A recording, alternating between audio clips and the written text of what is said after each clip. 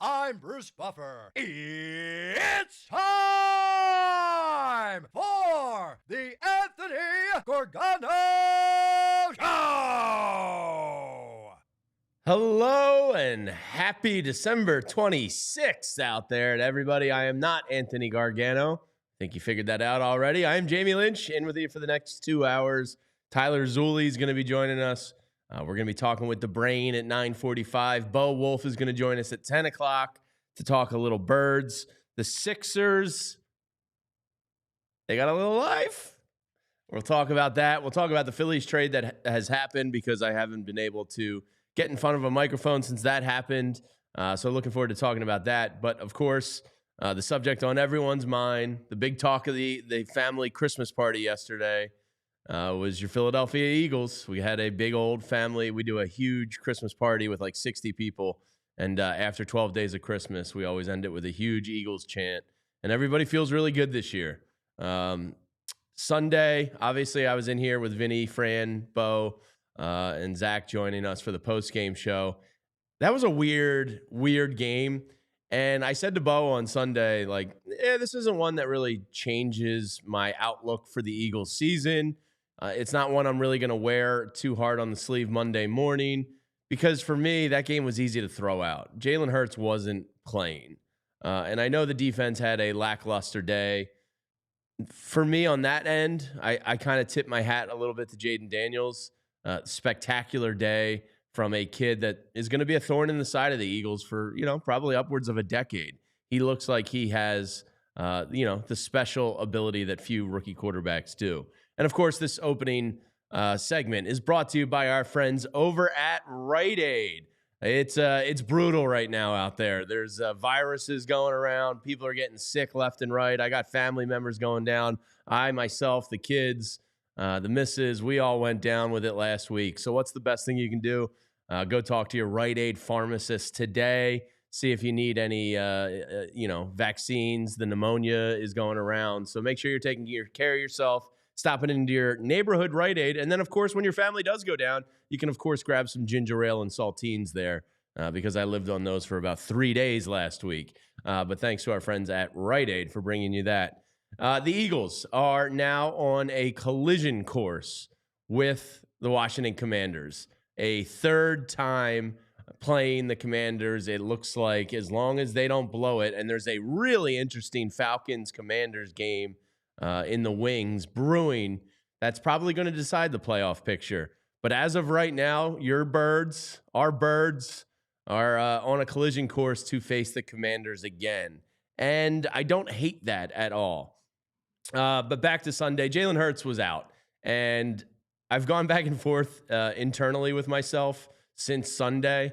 And Andrew, I'm curious what you think here. I even said it at the party yesterday. I said, man, Kenny Pickett sucked. And my one Uncle George was like, oh, no, he didn't suck. He was all right. And I was like, he sucked. I was like, he's like, oh, you got a touchdown, a couple field goals. And I was like, and Devontae catches it. And I'm like, yeah. The second quarter, though, punt. You had a chance to end the Washington Commanders early on Sunday.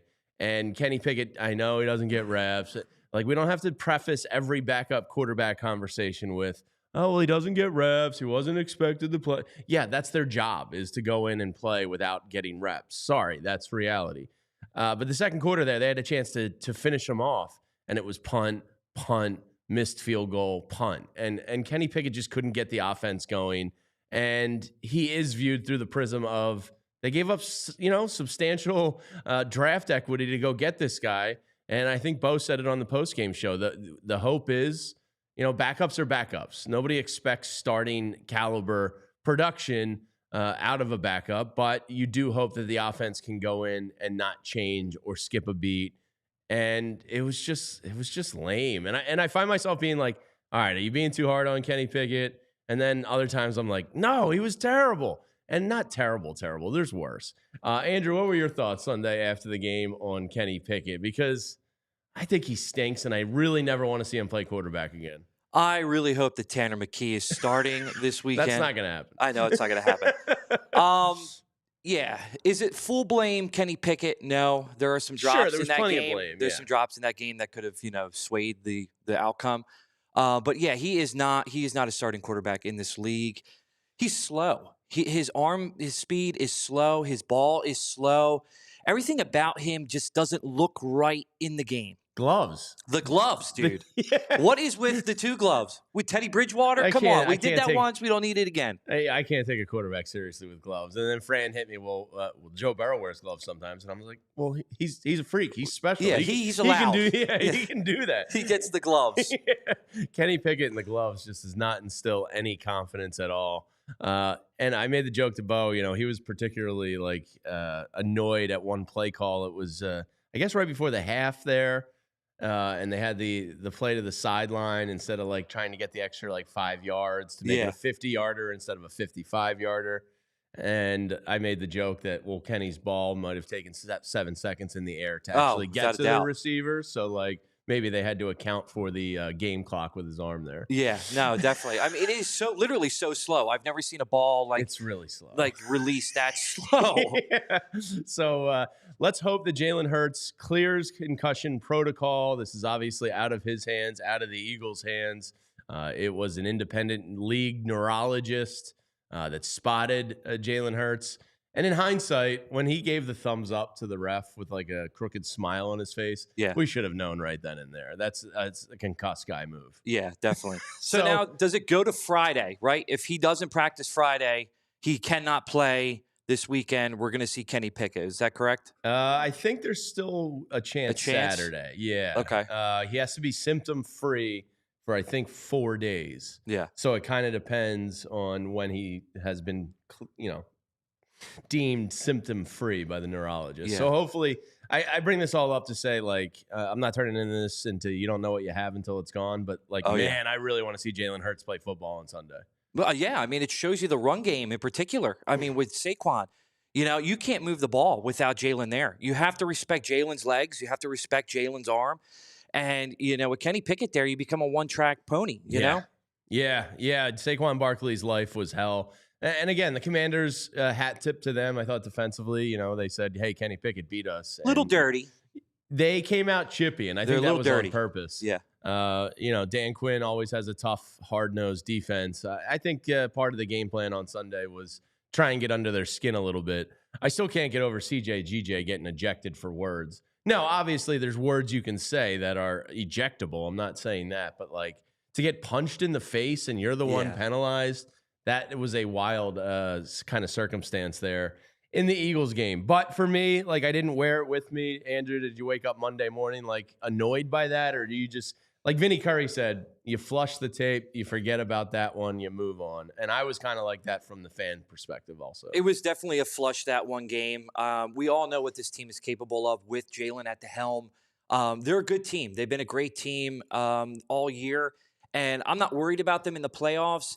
Did I want the 1 seed? 100%. I would have liked to see every game here in the playoffs at the link, especially with Detroit. I'd like them to come here. But, no, I'm not concerned.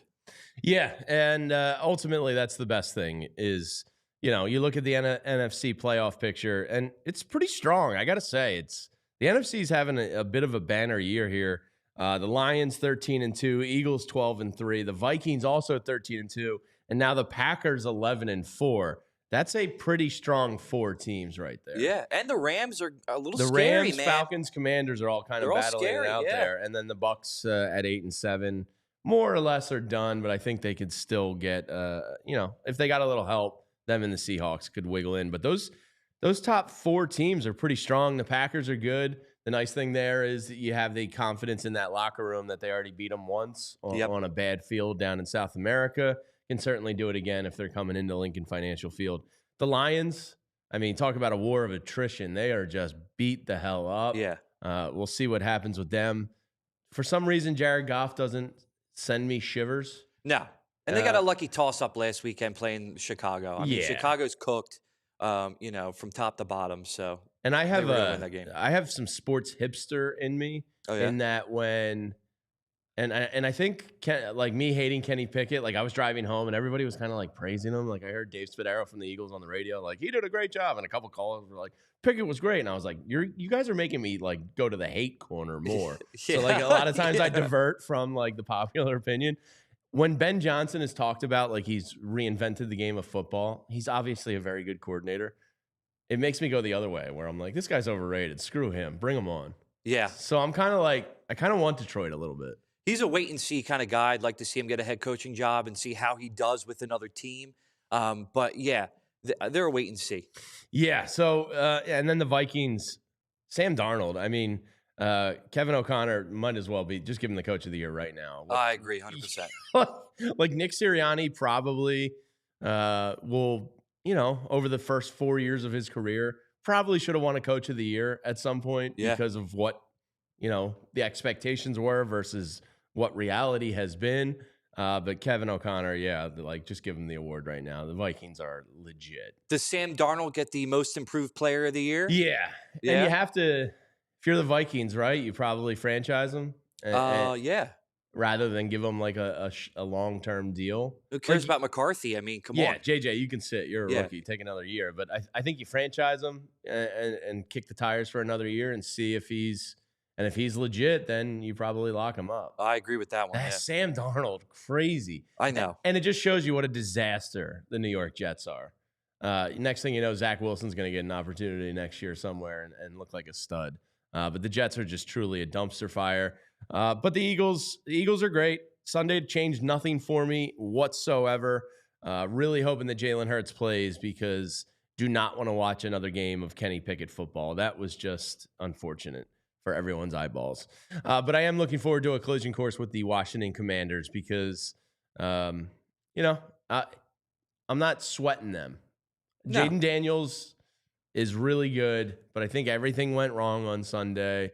I'm not worried about the Commanders coming into the Lincoln Financial Field in a playoff situation. I mean, I was here with you Sunday. We watched that game. That first half, that first quarter when Jalen was in, they were steamrolling. It was a bloodbath. I mean, the confidence that was spewing out of you saying this game is over, It was. But I felt the same way because they were just chunking yards on them. So I think Jalen there in the link, that team doesn't have any chance, the Commanders. Yeah, and if you haven't become a diehard yet here at PHLY and you want to, Fran Duffy's film reviews are excellent. And outstanding. And Fran did point something out that is probably a little bit of a concern. And I think the Eagles are going to draft a tight end this year because Dallas Goedert is becoming a guy that you can't really count on. Yep. And Fran's film review a little bit this week, part of what he touched on was the lackluster tight end performances, particularly in the blocking game by both Uzama. I always butcher this. Uzama and Grant Calcaterra. Both were not good enough. Both probably affected the run game in a major way, especially when the Commanders were, stacking the box and challenging Kenny Pickett to beat them.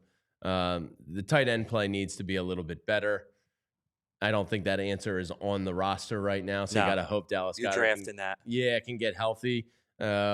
Tyler Warren. Tyler Warren would be Penn awesome. State. I don't know if he's going to be there. A lot in the of mocks second have round. him coming to the Eagles, so fingers crossed on that one. You think they would spend a first-round pick on a tight end? I think so.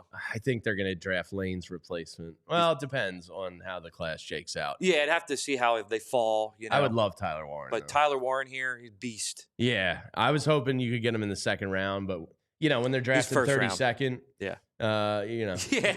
Exactly. 32nd. Yeah, you got it. When you got the last pick in the first round, I guess you got to consider taking them there.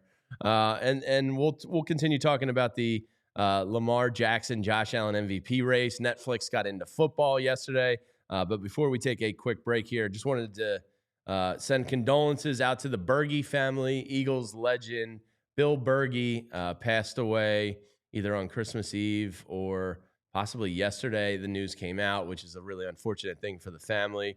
But growing up, my dad used to always tell me about Berge.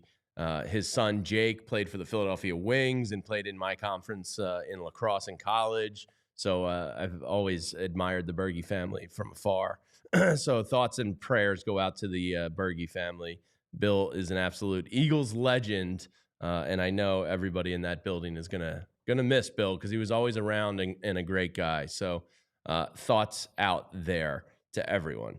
Okay, let's take a quick little break here, and we'll tell you about a couple of our friends here at PHLY. And that's our friends at Parks Casino. Now, Andrew, are you ready for this script? I know you and Anthony do it in a very unique fashion. Usually I have VG here to help me out, but okay. I'll do what I can do. Are you able to do it solo? I'll do a little solo, yeah. Okay. Well, let's talk about the Parks Casino because it's a great spot, and the Excite Center out there is an excellent venue. They get a ton of great acts and names out there. And let's see, Andrew, what do we have coming up here? What do we have? Yeah, what do we have? Parks Casino, this is how you win. It's Pennsylvania's #1 casino. It's so close to anywhere, right off a street road, off exit 95 in the PA Turnpike. The Excite Center is a state-of-the-art entertainment venue inside Parks Casino, right there in Bucks County, outside the Philly suburbs. Named one of the best places for concerts and comedy, and a great place to see the country's best comedians and music headliners. Shane Gillis was there not that long ago. Next thing you know, he's selling out the Wells Fargo Center. Tiffany Haddish was recently there. They have a ton of great acts coming through. One of the regulars that comes through is JB Smoove from the Curb Your Enthusiasm show. They have a ton of great. Joe Conklin and his orchestra band is always out there. So make sure you're checking their website. Always great acts at the Parks Casino and the Excite Center. Parks Casino, this is how you win. Visit parkscasino.com to buy tickets for all shows. Must be 21. Gambling problem? Call 1-800-GAMBLER.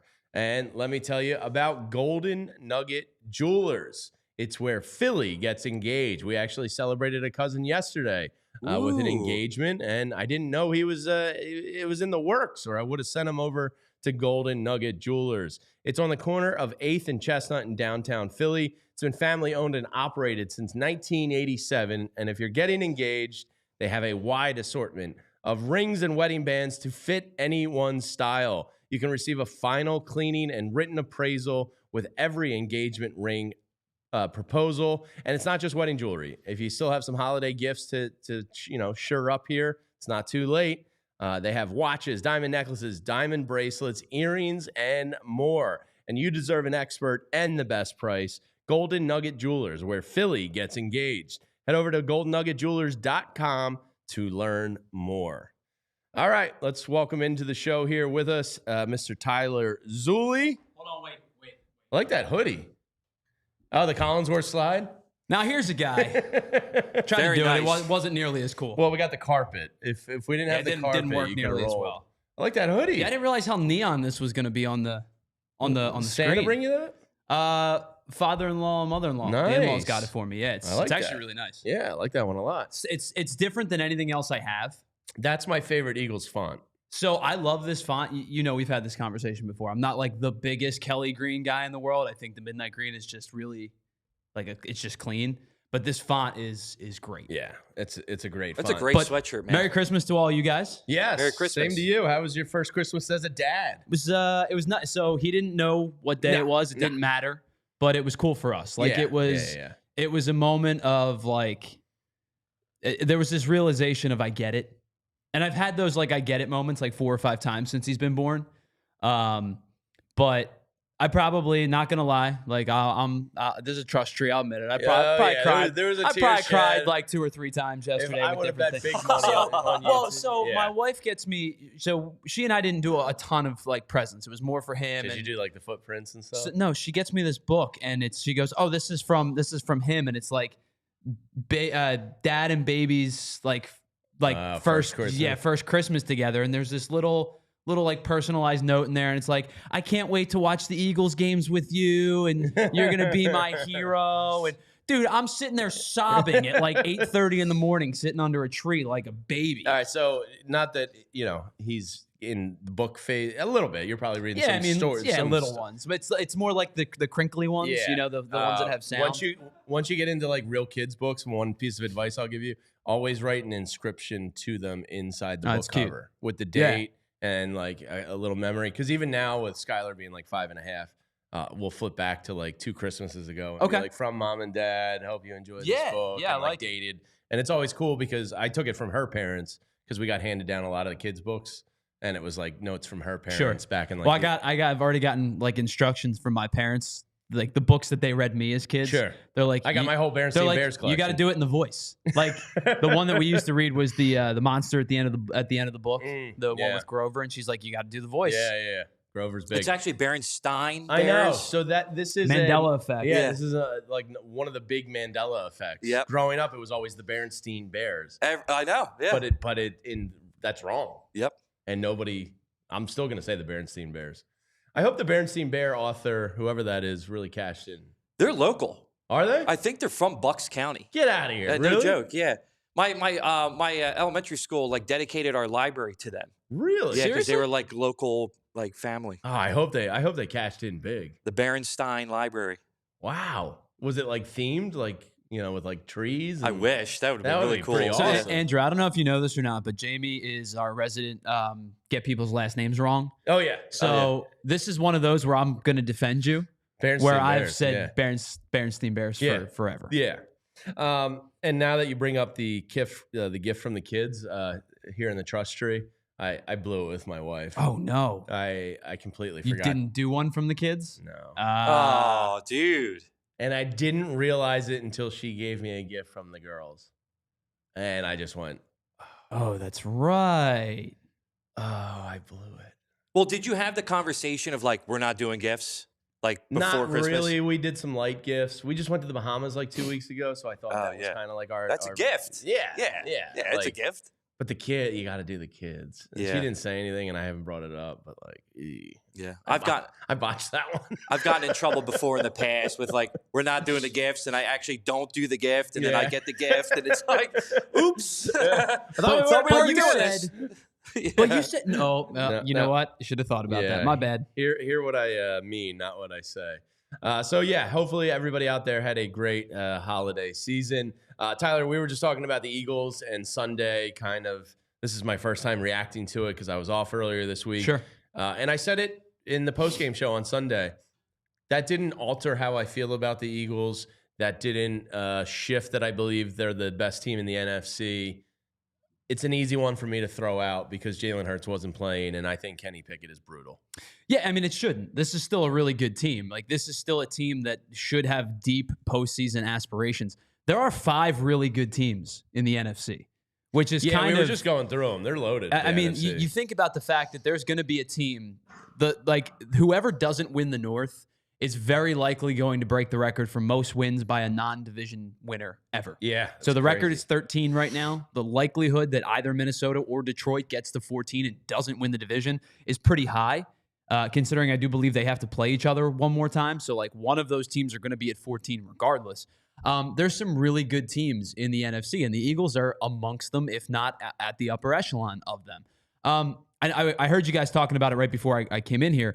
The thing with Kenny Pickett that always bugged me, and you and I were in we were in an Uber together when they made the move, right? Because we were like, Kenny Pickett. We were in Clearwater. Like, all right, as a backup. The thing about Kenny Pickett that always bugged me was you gave up draft capital to acquire him. I have no issue in investing in the backup quarterback position because I think you don't need 2 legit quarterbacks, but you need somebody who's going to be capable, feasible, and serviceable to do it. You acquired a guy who has started before. My issue with Kenny Pickett was I got text from Steelers friends immediately that were like, no givebacks, no trades. Like, I'm just not a Kenny Pickett guy. I never have been. I have no issue with investing in the backup quarterback position, whether it be via draft capital or spending money, because I think the worst place to be with a backup quarterback is to be with a guy who you have no faith in. You either need a high ceiling guy, sure, maybe a guy who's going to make mistakes, but like somebody who could sling it if you need to, or a Jacoby Brissett type quarterback who's just a constant vet. And my worry when you have a guy like Kenny Pickett, who I just don't have a lot of confidence in, you don't really have either of those things. With that being said, like the Eagles, if Jalen Hurts plays this weekend, the Eagles should go out, beat Dallas, take control of things, win the division, pick up their 13th win of the season. And then don't worry about New York in 2 weeks because you're going to be the 2 seed. Yeah. You're just figuring out who you're going to play. That's your pseudo bye right there. Now, would I love an actual bye in the postseason and only have to win 2 postseason games as opposed to 3? Of course. But like that can sort of act as a pseudo bye for you where, you know, Jalen Hurts doesn't play. A.J. Brown doesn't play. Guys get their starts to get their bonuses, but then it's a lot of Kenny Pickett. And then it's probably, you know, Tanner McKee is your backup and Jalen Hurts is your emergency. Yeah. You're talking about like guys getting reps at that point. You go out and do what you're supposed to do this weekend. I think everything kind of clears itself up and gives you some flexibility for the wild card round because you're going to play a good team. You're likely going to play Washington. The other thing we were just talking about was the collision course with the Washington Commanders looks, likely. Yeah, it's the pretty Vikings inevitable. And Packers are playing each other this weekend. And how do you feel about that? I personally kind of, I don't want to say love it because it is a divisional opponent and it's a playoff game. Jaden Daniels is really good. Yeah, it's a good team. But I feel good about beating them. It's a good team with a good quarterback. And Jaden Daniels has shown you all year that he seemingly is going to be the guy for Washington for quite some time. And I think that now, Jamie, the good thing for them is they have their quarterback. You found the hardest piece, right? You got the quarterback. Now build around him. Your defense has been better this year, and I think your defense has been better in part because your offense has been better. They've gone up statistically like double or halved, like whichever way is the good way statistically in almost all of their team stats. Offensive yardage, defensive yards allowed, and they play part and parcel, right? When you have a good quarterback, your offense stays on the field. When your offense stays on the field, your defense is fresher. Yeah. When your defense is fresher, they're better in the fourth quarter. It's a good Washington team. The Eagles are still better than them, and I think they're, I don't want to say significantly better because I don't want to slight a 10-win team who's probably going to be an 11-win team who's going to go to the playoffs, with a rookie quarterback. But I do think from skill position standpoint, the Eagles receiving core is better. From the quarterback standpoint, better. Jaden Daniels, if I'm betting on the next 10 years, I'll take Jaden Daniels. Right. But if I'm talking about one playoff game, I'll take the veteranship. Jalen Hurts has playoff experience. Yeah, exactly. From the running back position. Saquon Barkley. And Brian Robinson's a good running back, a really good running back. But I think top to bottom, the Eagles are a better team than Washington. So I'm not worried about it. I'm not going to take them lightly. It's a good football team. But I like that matchup. I'd rather face the Commanders than probably the Packers or the Vikings. I'll tell you, the one team I would not want to play in the first round is Minnesota. No. I think that Green Bay has the ability to run it down teams' throats sometimes. Josh Jacobs has been great this year. Yeah. And they've done a really good job of staying on the field on third down. Does the veteran running back market come back a little bit next year when you look at Derrick Henry, Saquon Barkley, and Josh Jacobs? Certainly possible. I mean, all three guys that signed fairly sizable contracts have had good years. Yeah. But it's also, you may also be looking at an anomaly year where 2 of the 3 guys that signed those contracts might be 2 of the 3 or 4 best running backs in football. Yeah. You know what I mean? So I wouldn't go out of my way to extend a mid-tier running back, but I would go out of my way to extend, I've always had the mindset of you shouldn't pay running backs. I'm sorry. It's the easiest position to refill. Yes. It's a 2.5-year shelf life in a league. The league is a 2.5-year average shelf life. Running backs even less. I've always been in the position of don't pay running backs. Unless, here's the caveat, but Saquon Barkley. They're Saquon Barkley, they're Derrick Henry, they're Alvin Kamara. They're your do-it-all 3-down backs who are those dudes. That's the where I would, break my trend. Like Christian McCaffrey deserved a contract. He's probably going to retire. He's right. He's been hurt. It's unfortunate, but like you should pay a Christian McCaffrey if you have the ability to. And the thing with these good running backs is good teams pay good running backs. Yeah. Bad teams shouldn't pay good running backs. No, if you don't have an offensive line, and it's like, the Bears are a perfect example, the Panthers. Like, why are you drafting the quarterback before you have the offensive line? Has Andy Reid? Well, I mean, some guys you can't deny. Like the Bengals couldn't have passed up on Joe Burrow. No. There was no way. But you got to take your quarterback immediately. Like the one thing Andy Reid did, like John Runyon and Trey Thomas. Donovan McNabb. Sure. Let's go. Well, it's the reason you gotta why give him a chance. The argument the year that the Bengals drafted Jamar Chase. Now, Jamar Chase is a freak. Is potentially the best receiver in the NFL. He's either one he's either one or two, right? It's him and Justin Jefferson. Yeah. Like you got maybe the best receiver in the NFL, but and the they argument together. Right.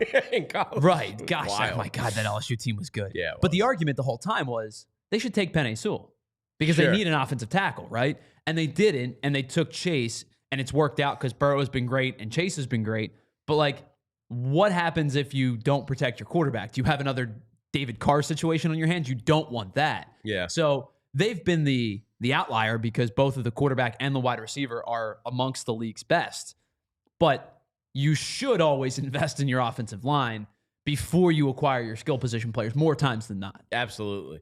All right. There was our thoughts on the Eagles, but let's get to today's big story. Brought to you by our friends over at TrueMark Financial Credit Union.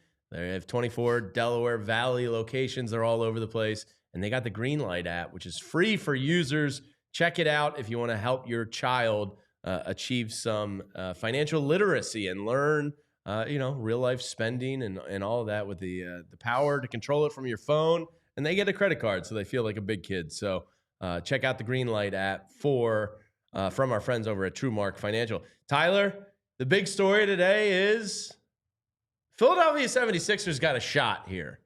I said a month ago, I will fully admit, I'm not going to let the Sixers affect. This is just kind of like the season from hell. And I'm not going to let them, drag my sports sadness down all year.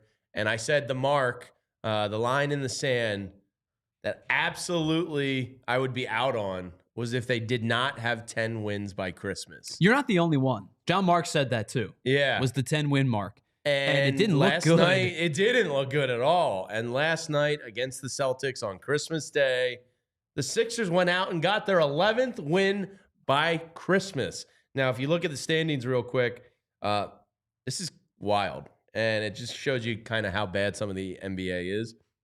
The Sixers are now only 3 games back of the 8 seed Pacers. Yep.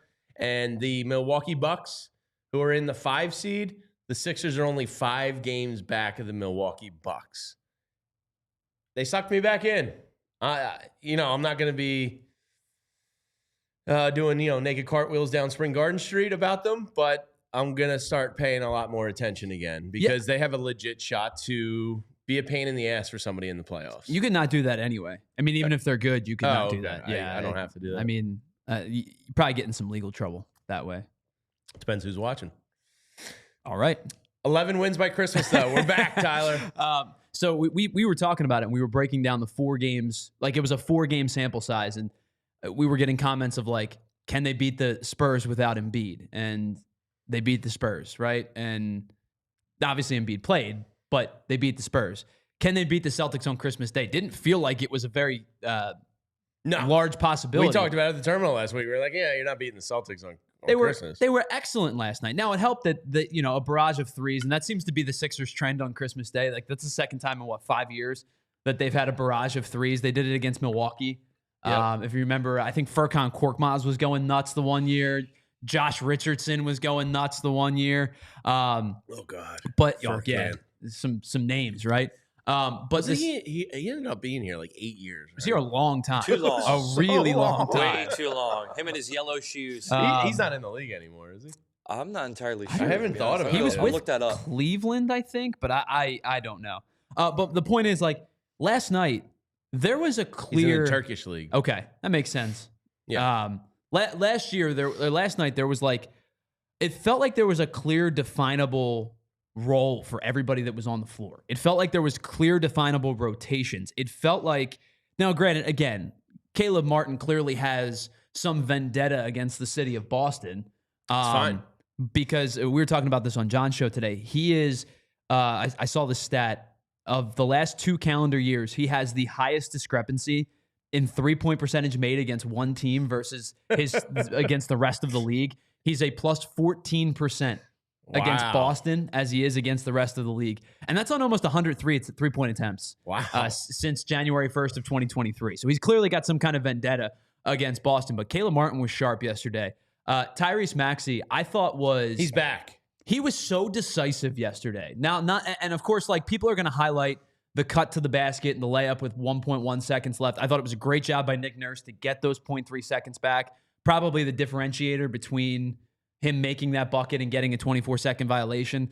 But I thought that Maxey was decisive with his cuts. He was decisive with his ball handling. I thought he's been better defensively as of late. It felt to me last night like that was a collective effort last night that we haven't seen a whole lot from the Sixers unit this year. Yeah, you're right. And Yabusele has kind of cemented himself in a great role for this team, a high-energy, rebounding type that can occasionally knock some shots down for you. Caleb Martin, that's kind of like I wish we could get Boston Caleb the rest of the time because you kind of needed him to step in and be that super role. And Joel Embiid, the sun, the earth, the moon of the Sixers universe. He looks great. And hopefully, we have him going forward. Now, the big blow that really is just unfortunate is Jared McCain being done more or less for the year. Because he was kind of like the cherry on top. If they were able to start winning games again, to have that kind of high energy, just, shooter, off the bench like that, that was such a plus for them. But the reality is they very much are in the playoff hunt again. It's a bad year overall for the NBA that you're this close after Christmas. But a lot of people say, NBA season starts at Christmas. And the Sixers have hope. Only 3 games out of the 8 seed. It's unbelievable. I will say this. I give Nick Nurse credit for his rotation yesterday because I've been hard on him for a lot of people have his rotations this year. I think, and granted, listen, you've missed Paul George has missed time. Joel Embiid's missed time. Tyrese Maxey's missed time. Jared McCain, who's been excellent this year, has missed time. So I understand that there is only so much a head coach can do when you're missing 1 or 2 or all 3 of your star players on any given night. The one lineup yesterday, and it wasn't out there for very long, but the one lineup I would like to avoid is the geriatric lineup that he ran out there with Reggie Jackson, Kyle Lowry, and Paul George all on the floor at the same time. Don't do that.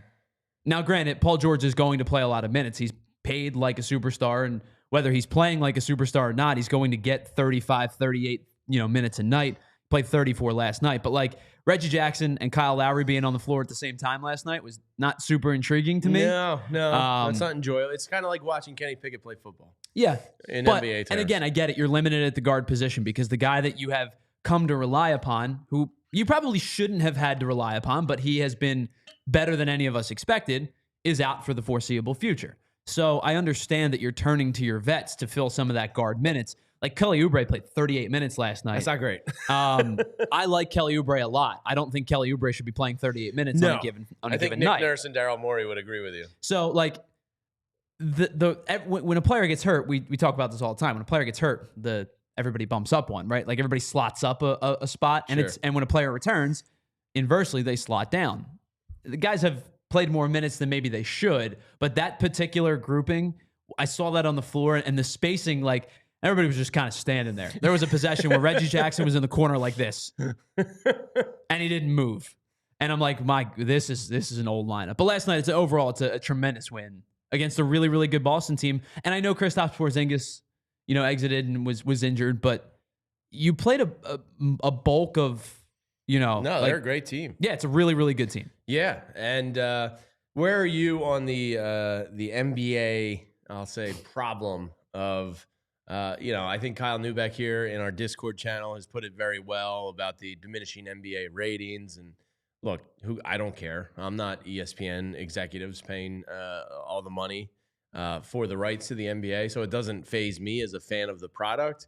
But what does is kind of poor play. And Kyle has said, like the NBA ratings being down is like 12 different things contributed to it, like post-pandemic viewing habits, illegal streams, cable cutting, style of play, like next generation young stars, people haven't really connected with it. You could list 10 to 12 things, and they all probably contribute to a dip in ratings.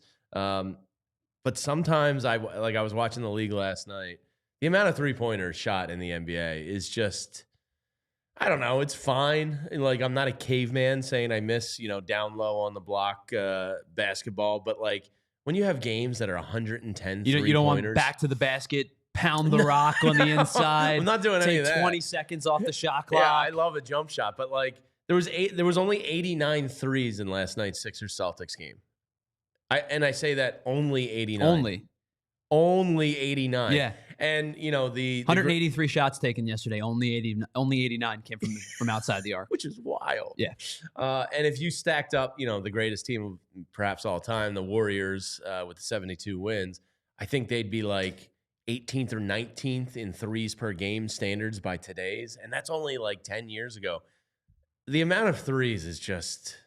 it's wild. Yeah, it's a lot. And so I will say this, like I have had a lot of friends over the last couple of years be like, I'm a Sixers fan.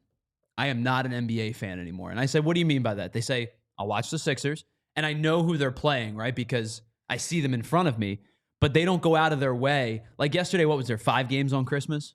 Or 4 games? 5 games, yeah. I think it was on Christmas. Yeah, I think 5. And I think a lot of fans probably tuned into the Sixers game, right? Did you watch Spurs Knicks? Did you stay up late to watch? But did you watch most of the game? I had the Disney cast on for a couple minutes to show the little guy. I had to clean the kitchen. I had the Suns game on. But like it's just like almost white noise background. Like I'm watching, but I'm not like intently. Now, granted, I worked with the Sixers at the radio station. I was doing every game. I was locked into teams, like all the teams, because I had to be, right? And you had to be as well. We were the flagship station. We covered them daily. Yeah. But I think for the most part, I have trended away from the West Coast games. I've trended away from, like, I don't seek out NBA TV games anymore like I used to. Yeah. I used to sit and watch games on a Tuesday night just because they were on. Mm-hmm. I don't feel that way as much anymore. I feel like I watch the Sixers on a nightly basis and I watch, the big games. And I can't pinpoint a reason for myself. It's not a 3-point thing for me. Like, it's just how the league has trended, and the league is going to change. The league has changed a million times. Every league has changed a million times over the course of the history of their leagues. So it's not a look at baseball style compared of play to where it was 20 years ago. Sure. Look at, like, even the NFL. Like, I mean, every sport changes. It's usually for the better.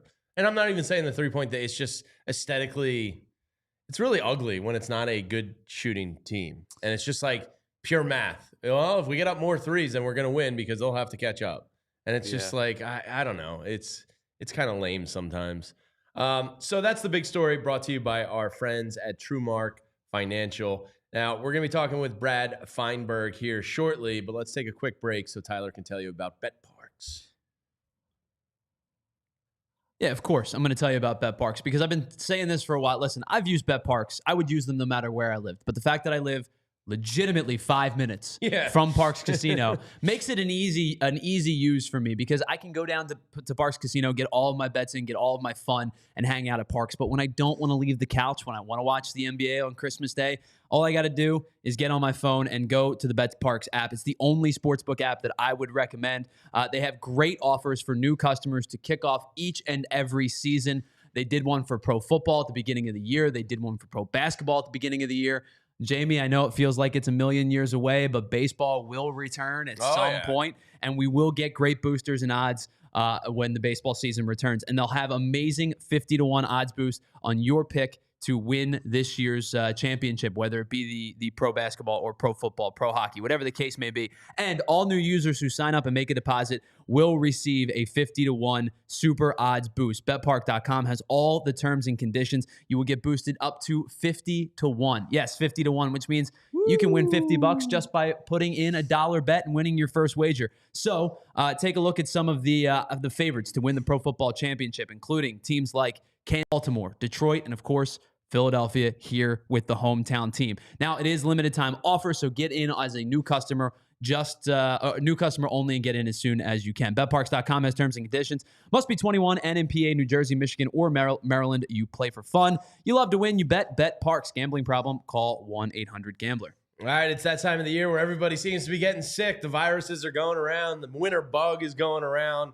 My family got it. I'm sure others have as well out there. It's also pneumonia season, and you need to stop into your local Rite Aid and talk to your neighborhood-friendly pharmacist about what vaccines might be good for you. And now the CDC has lowered the age for pneumonia vaccines to 50. It used to be 65 plus. So stop in, because millions of people get pneumonia every year, according to the CDC. It's a respiratory illness, and fall and winter are the absolute worst times of the year for it. And getting yourself vaccinated is the best way to fight the pneumonia virus. Some people have mild symptoms, but others get serious complications, and the vaccine is one of the best ways to keep yourself healthy, and it's usually no cost with your insurance. Getting vaccinated is easy. Just walk into your local Rite Aid or schedule online at riteaid.com. And if you're unsure of what vaccines you may need, just ask your pharmacist for a personal recommendation and stop into your local Rite Aid today. I had it 3 times. I had pneumonia 3 times in my life. Twice I was hospitalized for over 2 weeks. Jeez. Yeah, I almost died actually from it. Oh my God. Yeah, when I was younger, I was probably 12 years old, and I had it really bad that they were like, he needs to be here or something bad can happen. Man. Yeah, sorry so don't mess around with it. If you get it, it's not a joke. I don't think I've had it, but who knows? I can't remember last week, let alone my lifelong. You've never had pneumonia? No, I don't think so. Man. I would assume I would know. Yeah, I'm trying to think. I don't think I have. That's nasty. Yeah, it's horrible. Yeah. All right. We're about to be joined by the Brain. Brain. Red, the Brain Finder. The Brain is brought to us by our friends over at BetParks and BetParks Casino. BetParks.com has all of your terms and conditions. Must be 21 and in PA, New Jersey, Michigan, or in Maryland. Again, you play for fun. You love to win. You bet. BetParks. Gambling problem? Call 1-800-GAMBLER. What's up, Brad? Good morning, guys. How are you? Hope you had a great Christmas. Good to see everyone. Yeah, likewise. Brad, I had the college football playoffs I'm very excited for. I had the perfect white whale day. Just take the chalk. I went 3-0 in picks. I hit a couple parlays. I went 8-0 on the day. What were your thoughts of the opening round of the college football playoffs? Well, 8-0 for days. Pretty well. You know, it's interesting. My thoughts were, I guess it's interesting. I felt like we really saw, because you don't get to see a ton of it in college football, because the season, if you think about it, usually ends November. You don't usually get those cold December, January games. SMU, Texas team going to Penn State. I feel like the cold really affected them. Tennessee, obviously warm weather team in the SEC going against Ohio State. I felt like that, as much as anything, was just such a huge factor in those two games, which I probably didn't factor in enough just how big of a detriment playing the cold was going to be to those quote-unquote warm weather teams that weren't used to it. And I think it was a massive advantage for those two teams, facing two teams that just didn't seem to want to have any part of being in that cold weather. Yeah, when Tennessee and SMU came out with their shirts off for pregame warm-ups, I went, my God. They're trying too hard. This is going to affect them. I'm with you. I think it was a major factor in this. So how, before we get to some of your plays, how are you viewing the next round of the college football playoffs? I know Penn State is a rather large favorite against Boise. A couple other games, Oregon, Ohio State, I feel like could be a championship game. How are you viewing this next round? Are you leaning one way or the other on chalk versus dogs in this one? Well, first I have to say again, I think I cannot stress, and I'm pretty sure they'll fix it at the end of this year. The way the college football playoff, I remember I was with my buddies in Atlantic City. Some of my college friends were coming in. We all get together for a weekend. And when the playoff came out that Sunday, I said to my friend, I go, did James Franklin set the playoffs? Was he like the person who just drew this? It was a dream. No, I mean, I'm not being a wise guy. No, they got the best draw. Yeah, I mean, and I'm like, here you are, you're Oregon. You just beat, okay, Penn State. Okay, you win the Big Ten, you're number one seed. If I said to Oregon and I said to Penn State, whose draw would you rather have? I'm pretty confident about 100% of the people would say Penn State, not even close. The way they did the draw to me was so just disgustingly horrible. Again, maybe this is just a one learning thing. Now they realize you can't give teams like Boise State and Arizona State buys. But to me, it's kind of ruined the entire playoffs because now you're right. From a power rating perspective, the two highest rated teams right now are Ohio State and Oregon. Okay. Yeah. They're the two best ranked teams and Texas is a close third. Okay. They're playing each other in the final 8. It's utterly ridiculous. Look, the games themselves, Penn State, I still just don't think they're that good. You want my honest answer? And I still believe there's still legit parity in college football, notwithstanding what we saw last week when, we saw those cold weather teams absolutely trounced some of the warmer weather teams that weren't used to it. Penn State, but the line's about 11 right now. I think Boise can hang with them personally. Again, will they be able to score enough? We'll see. But, I think Genty should be able to have enough success. I'm not laying 11 with Penn State. I just still don't trust them fully to cover margin by that much. Look, just 3 weeks ago, they beat Minnesota by 1 point. This is not there's still a lot of parity in these games. So to me, I'm definitely looking, and I'm not laying 14 with Texas either. Texas, if I had to pick one favorite, I would sooner lay it with, it would be Texas. But I'm not laying those kind of points with those teams. I'm not, although again, Texas to me, I have more confidence in than I do Penn State. And then look, the Georgia Notre Dame game, I think is really going to be a really good, low scoring, tight game. I think that's a really good game. And I think the Ohio State Oregon game, I like their points to be scored in that one. I did bet over 54. I think it's about 55 now. I think both teams honestly can score 30 points in that one. I do. I think it's going to be a high scoring game. I think that game's played in the 60s. Brad, I will say this as a Penn State alum and a Penn State fan, I am thanking the College Football Committee for everything that they've done for this program the last 2 weeks. But I can be objective and tend to agree with you. I think your gift for winning the Big Ten championship, now that Oregon gets the bye, which of course eliminates the one game, but your gift for winning the Big Ten championship was to play Ohio State in the second round. Meanwhile, Penn State has, played the winner or the loser of the ACC and the winner of the Mountain West. I can be objective enough to agree to the point of you either need to reseed or you have to take a look at how you're seeding teams because Penn State's a good team. I think Oregon's a great team. And to have a great team play another great team while a good team plays Boise State, who has been good, to me feels like it's a little bit lopsided. What do you guys think of this? And I said this, I think this would be fun. I think what's wrong with having some fun? Why not have it when there's 8 teams, if you're going to stick with this format, where the number 1 seed gets to pick who they play in the 8.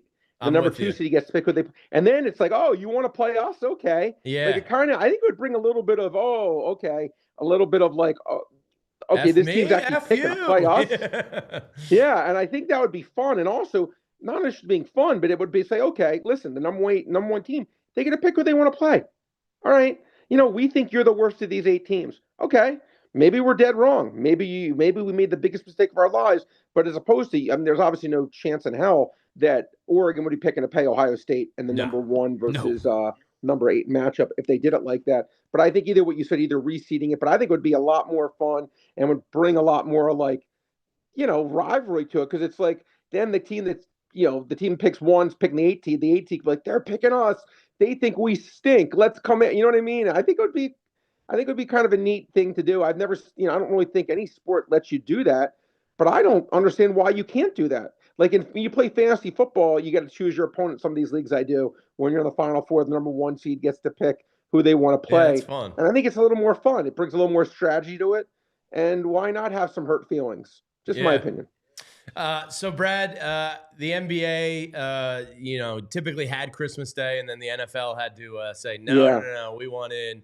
But the Sixers, I said by Christmas, they needed 10 wins. They got their 11th yesterday against the Celtics. What are you viewing with this Sixers team going forward now?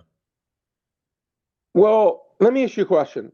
And we can talk about the Sixers for 30 years. It probably wouldn't be enough to all the stuff that's happened this year. First First of all, can I ask you a question? McLean, how long is McLean out for? Do you think? He's probably done. They haven't officially for the season? said, but yeah, he's probably lost for the season. Okay, I figured that, but I wasn't positive. Okay. Paul George. Okay.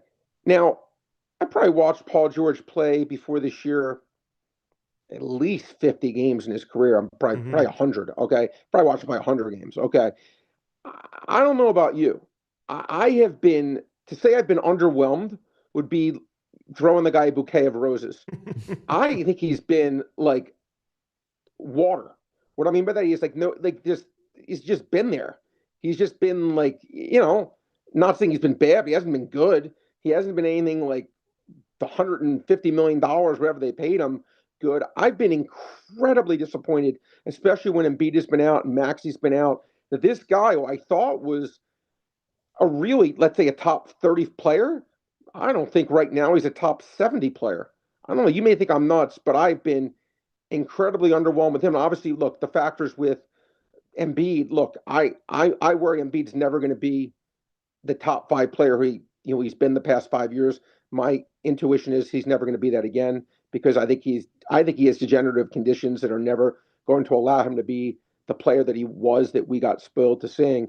So I don't think this Philadelphia team, my honest opinion, I don't think it's going to be good enough, because I think Embiid's never going to be what he was. And I think Paul George I think I'm looking at a ghost. I don't think this is the same guy that was making all-star teams and, for year after year after year. Yeah. Just my opinion. So, Brad, what do you have on slate this weekend? The Saturday NFL card picks up. Obviously, Sunday, we got some good games this weekend. Eagles, Cowboys. What are you looking at on the big boy pro slate this weekend?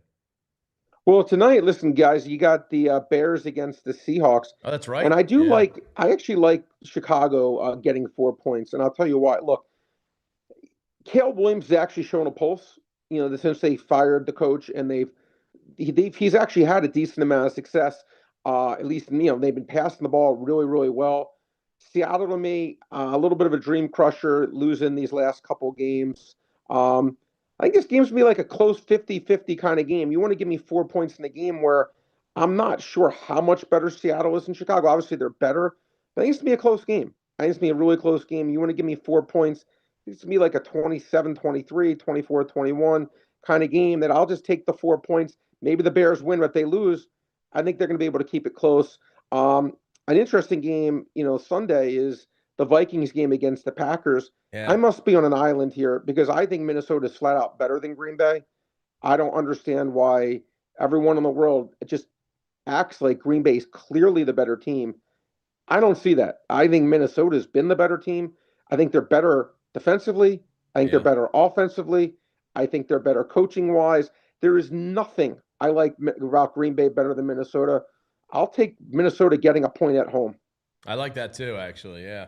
And then Eagles, Cowboys. When you're viewing a game from a handicapping standpoint with a major injury and a quarterback coming out of concussion protocol, how do you view Eagles, Cowboys upcoming? You got to wait and see, obviously.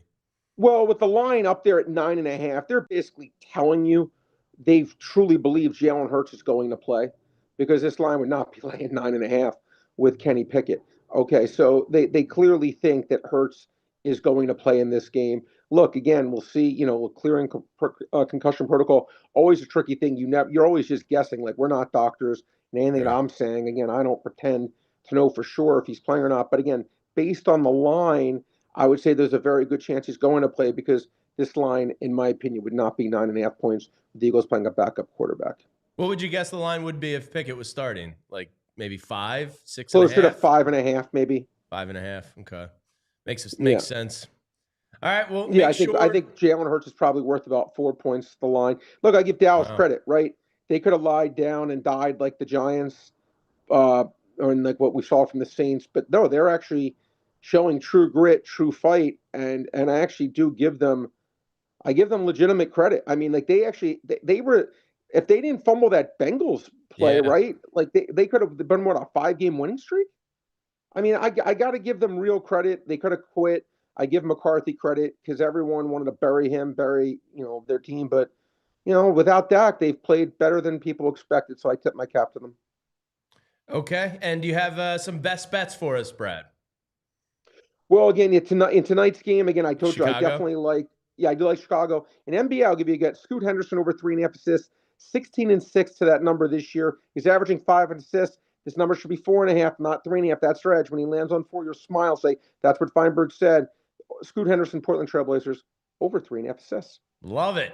There he is, ladies and gentlemen. Brad Feinberg, the brain, and a great grind as always. Brad, enjoy the rest of the week, and we'll talk again soon, buddy. Be good, guys. Appreciate it. See ya. There he is, Brad Feinberg. That's good. A little Scoot Henderson over about assists. that? That's real sicko mode stuff. Yeah, and of course, our friend Brad is brought to us by the Bet Parks Sportsbook app. Download the Bet Parks Sportsbook app and online casino right now and get your 50-1 super odds boosts. Limited time offer for new customers only. Nice. Yesterday, we did the white elephant, and it's $100 Cousins white elephant thing, Sure. and there's usually like 30 people that are participating. Me and Addie won the greatest white elephant we've won in the history of our Cousins Christmas Day. We got this awesome espresso machine. Somebody went way above and beyond. That's nice. The price tag. I saw maybe the greatest white elephant gift ever. What's that? Somebody posted it on Twitter. And so it was an office one. So it was low. I think it was like $20. Okay. Somebody bought, it was like a 9-leg So parlay. I was just going to say, I put a parlay you in did. my white elephant That's the way box. to go, dude. So we usually do white elephant around like 5:30, and the game was kicking off yesterday at 4:30, and I was like, so I got 2 Yeti Ramblers and a bottle of vodka. It was the main gift. And then I was like, let me throw in a $10 parlay so that when the person draws the gift, if the parlay's got legs, and it did because I had a Derrick Henry touchdown and the Ravens as part of it. I needed a C.J. Stroud interception and a Joe Mixon touchdown. Those didn't happen, but I threw a $10 parlay that was like plus 750 in the white elephant gift. That's a great. That's so nice. We were talking.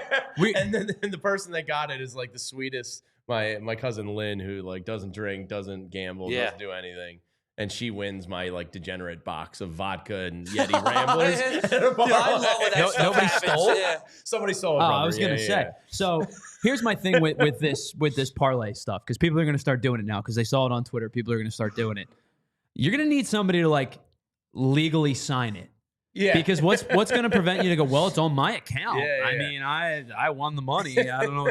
I'll give you half. Yeah. You know what we should do? It's like signing your lottery ticket when you win. Speaking of gambling, we should throw in a PHLY Mega Millions. What's it up to now? It's like 1.3 billion. Yeah, or it's something. up there. Yeah, went off Christmas Eve. Imagine if you hit it on Christmas Eve. God. Greatest gift of all. Can I ask you guys a question? White elephant. Is there a difference between white elephant and a Christmas auction? I've never done the Christmas auction. Is Christmas auction the same as Pollyanna?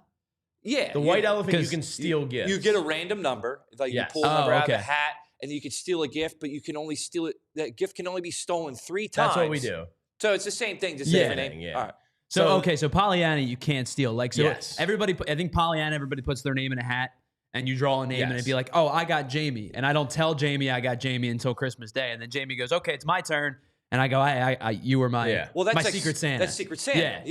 Yeah. Pollyanna, you don't steal. I think that's where you just get like a random gift. Okay. Like everybody throws in. Secret Santa is that, and then the white elephant you can steal. We're going to be joined here momentarily by Mr. Bo Wulf, but this upcoming portion of the show is brought to you by our friends over at TrueMark Financial Credit Union. Make sure you're checking out TrueMark to learn the great things a credit union can bring you over traditional banking. TrueMarks are all over the area, and the Green Light app is free for customers there if you want to help teach your kids about financial literacy and learning to save and budget and all of that good stuff. But is he with us? All right, let's bring him in. He's kind enough to give me a couple minutes today, the day after Christmas. Mr. Bo Wulf. What's up, Bo? Oh, we got a little audio issue in true he's muted. Sicko fashion here. How we doing? Hey, what's up, Bo? How are the holidays? What's going on?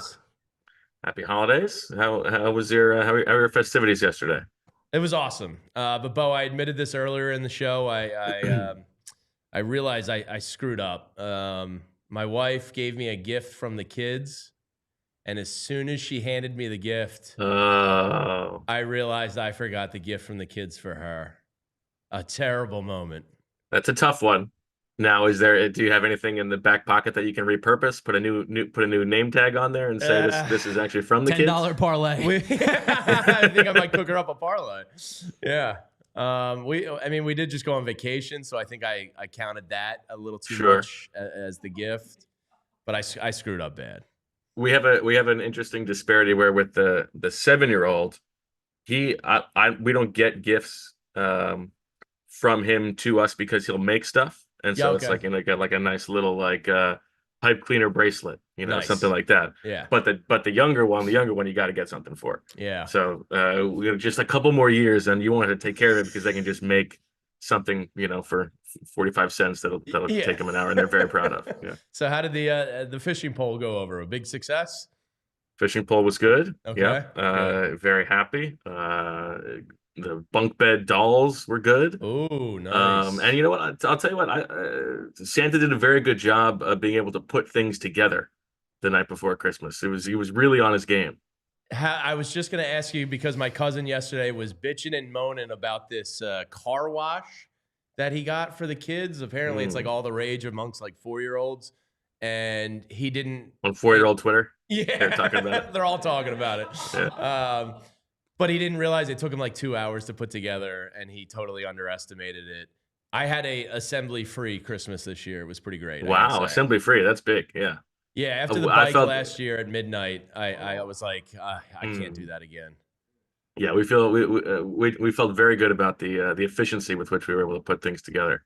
Good. This year. It was a good flex. I'll ask you both because obviously this Christmas I have a 2-month-old. He doesn't even know what his hands are yet, so I didn't really have to do a whole lot. Next Christmas. Yeah, what's big on 2-month-old Twitter? Yeah, there wasn't a whole lot going on. So next Christmas, you guys hear about nipples? Next Christmas is kind of like, I know he's going to be running around. He's going to understand what Christmas is a little bit more. As a dad, what should I be prepped for that first kind of understanding what Christmas is like? Christmas. They're going to rip all the ornaments off the lower portion of the tree. Well, my cat does it anyway, so we're good. Yeah, keep the expensive ones up top. Yeah. I think that's going to be a good age where it's not like you're going to have long, in-depth conversations about what's going on, and just play it up, make it exciting. Lots of shiny stuff. So, Bo, we haven't spoken since Sunday, and it came up yesterday again. Kenny Pickett's had way too much real estate in my brain this week. I've been thinking about him way too much. A little bit driving home Sunday after the show, I was like, I was too hard on him. And then I hear all this praise for him. I'm like, I'm back to hating him. Yesterday at the Christmas party, I'm talking to my older cousin George, and he's like, Pickett played all right. And I was like, he stinks. He's done. The second quarters where they lost that game, they had a chance to end them. How are you digesting Kenny Pickett now? 4 days later, I really hope Jalen Hurts plays on Sunday. I think my framing for Kenny Pickett is that in the scope of backup quarterbacks in the NFL, he did well. He did a good job. Most backup quarterbacks in the league would probably not have done as good of a job as he did. He made some nice throws. But in the context of the Eagles went out and prioritized adding him because they thought they were adding the best backup quarterback in football, he did not do enough. And more importantly, the offense, the coaching staff and the play calling did not trust him enough. You saw the way that they called the game. Now, obviously all the caveats. If Devontae Smith catches the ball that he throws perfectly on 4th down, they win the game, and we're all celebrating Kenny Pickett. But yeah, to me, it's about the framing. And the Eagles, who have always prioritized the backup quarterback position, they trade the equivalent of a 4th-round pick for this guy who has starting experience. And he was not necessarily running things like a long-time starter. There were a few plays where he's running around like a chicken with his head cut off. There were some issues with protection sometimes. And so I also, all of that said, I do think that if the coaching staff has a full week to put a game plan together for the Kenny Pickett offense, I would expect that he would do a better job than he did in that game being thrown in the middle. Obviously, yesterday, the Eagles did not practice, but they had that estimation of what it would have been like with a practice. Jalen Hurts still in the concussion protocol. Now, Kenny Pickett limited with the ribs, and he did walk through the locker room on Tuesday when I was there, and, it didn't look like he had some big chest protection or rib protection thing on. However, I don't know, my antenna is up a little bit. If Jalen Hurts can't play in this game, and I think there was a chance that he could get cleared. Last week in that Eagles-Commanders game alone, there were 3 players in the game who had suffered a concussion the week prior and still played in the game. So it's not impossible. And I think that if Jalen Hurts gets cleared, they would let Jalen Hurts play. But if Kenny Pickett's dealing with a rib injury enough to be limited in practice, I would rather have Tanner McKee start. And this is not I think Tanner McKee is better than Kenny Pickett, even though I do. I'm separating that, my own opinion, from that. From a coaching standpoint, like if you got to worry about Kenny Pickett's ribs, I would rather have the guy who I know is healthy and I can guarantee he's going to get through the game. And I think they could put together a good game plan for Tanner McKee. The one thing that you saw from Tanner McKee in the preseason is that he gets the ball out. Like he knows his limitations, and he would throw the ball, those contested catches to A.J. Brown and Devontae Smith. He would get the ball out. I don't think that's what's going to happen. But my antenna is just up a little bit on the Kenny Pickett rib situation. So we will see how that goes. But yeah, obviously the Eagles would be in better shape if Jalen Hurts could play. So, Bo, obviously hindsight is 2020, and this is kind of a hypothetical. But knowing what we know about draft compensation and the scheme that the Eagles use, my immediate thought was, why not make the play for Justin Fields? If you're going to get acquire a backup quarterback, to me, Justin Fields made a little bit more sense than Kenny Pickett. Now, of course, again, hindsight's 2020, but how do you feel about that conversation? Because I hate the hypothetical world we play in, but that one holds a little bit of water for me. He also costs less compensation-wise. So, yeah, I mean, I do think that would have been a better fit. Now, Nick Sirianni has spoken about this before. The Eagles have spoken about this before. They don't feel like it's a necessity to have a backup quarterback with overlapping skill sets. And you can debate that. I think there is a case to be made that that should break a tie. And I do think that I would probably rather have Justin Fields than Kenny Pickett for this team. But it's more important in their eyes to just have the better quarterback. And that makes sense to me. Obviously, they decided that Kenny Pickett was a better quarterback than Justin Fields. We can disagree. I think I probably disagree. You get a little bit more versatility, for a backup quarterback, you get a little bit more variability with Justin Fields. But I don't know what their assessment of him was as a player or a person. But I don't disagree with you, Tyler. Bo, when Kenny's walking around the locker room, nursing the ribs, does he wear gloves? Good question. He does not. Okay. Wow. Bold. So, Bo, one thing Fran pointed out that probably I didn't realize it in the moment Sunday, but through Fran's great film reviews at allphly.com, become a diehard. I promise you it's worth it. The backup tight ends. Oof. It's just, and Dallas Goedert is a guy, unfortunately, he's now in the camp of I can't trust him to be healthy. I really think you have to consider maybe a second round tight end this year. The backup tight ends. Can I cut you off very quickly? Did you ever watch that that video of the Australian IKEA couple where the guy is doing the he keeps doing these things and then he flashes to the name of the IKEA thing? It's forever burned in my brain is, do you trust her? There's the thing, you trust her. Other people ask me, do you trust her? All right, I'll look that up after the show. Anyway, the backup tight ends have been a problem. It's not good. It's a problem. Not good. And I do think, to me, as we talked about on the show on Monday, there's a difference between Grant Calcaterra and CJ Uzomah.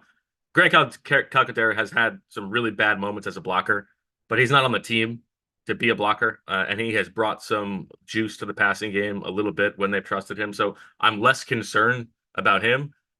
CJ Uzomah, I mean, what are we doing here? Why is he on the roster if, as the veteran, number 3 tight end, you can't rely on him to just be in the right place and make the right decisions as a blocker, let alone actually hold up at the point of attack. And so that has been a real disappointment, and it really did cost them in that game. And it speaks to, in this running game, when you don't have Jalen Hurts on the field, everybody has to be doing their job right for the running game to work.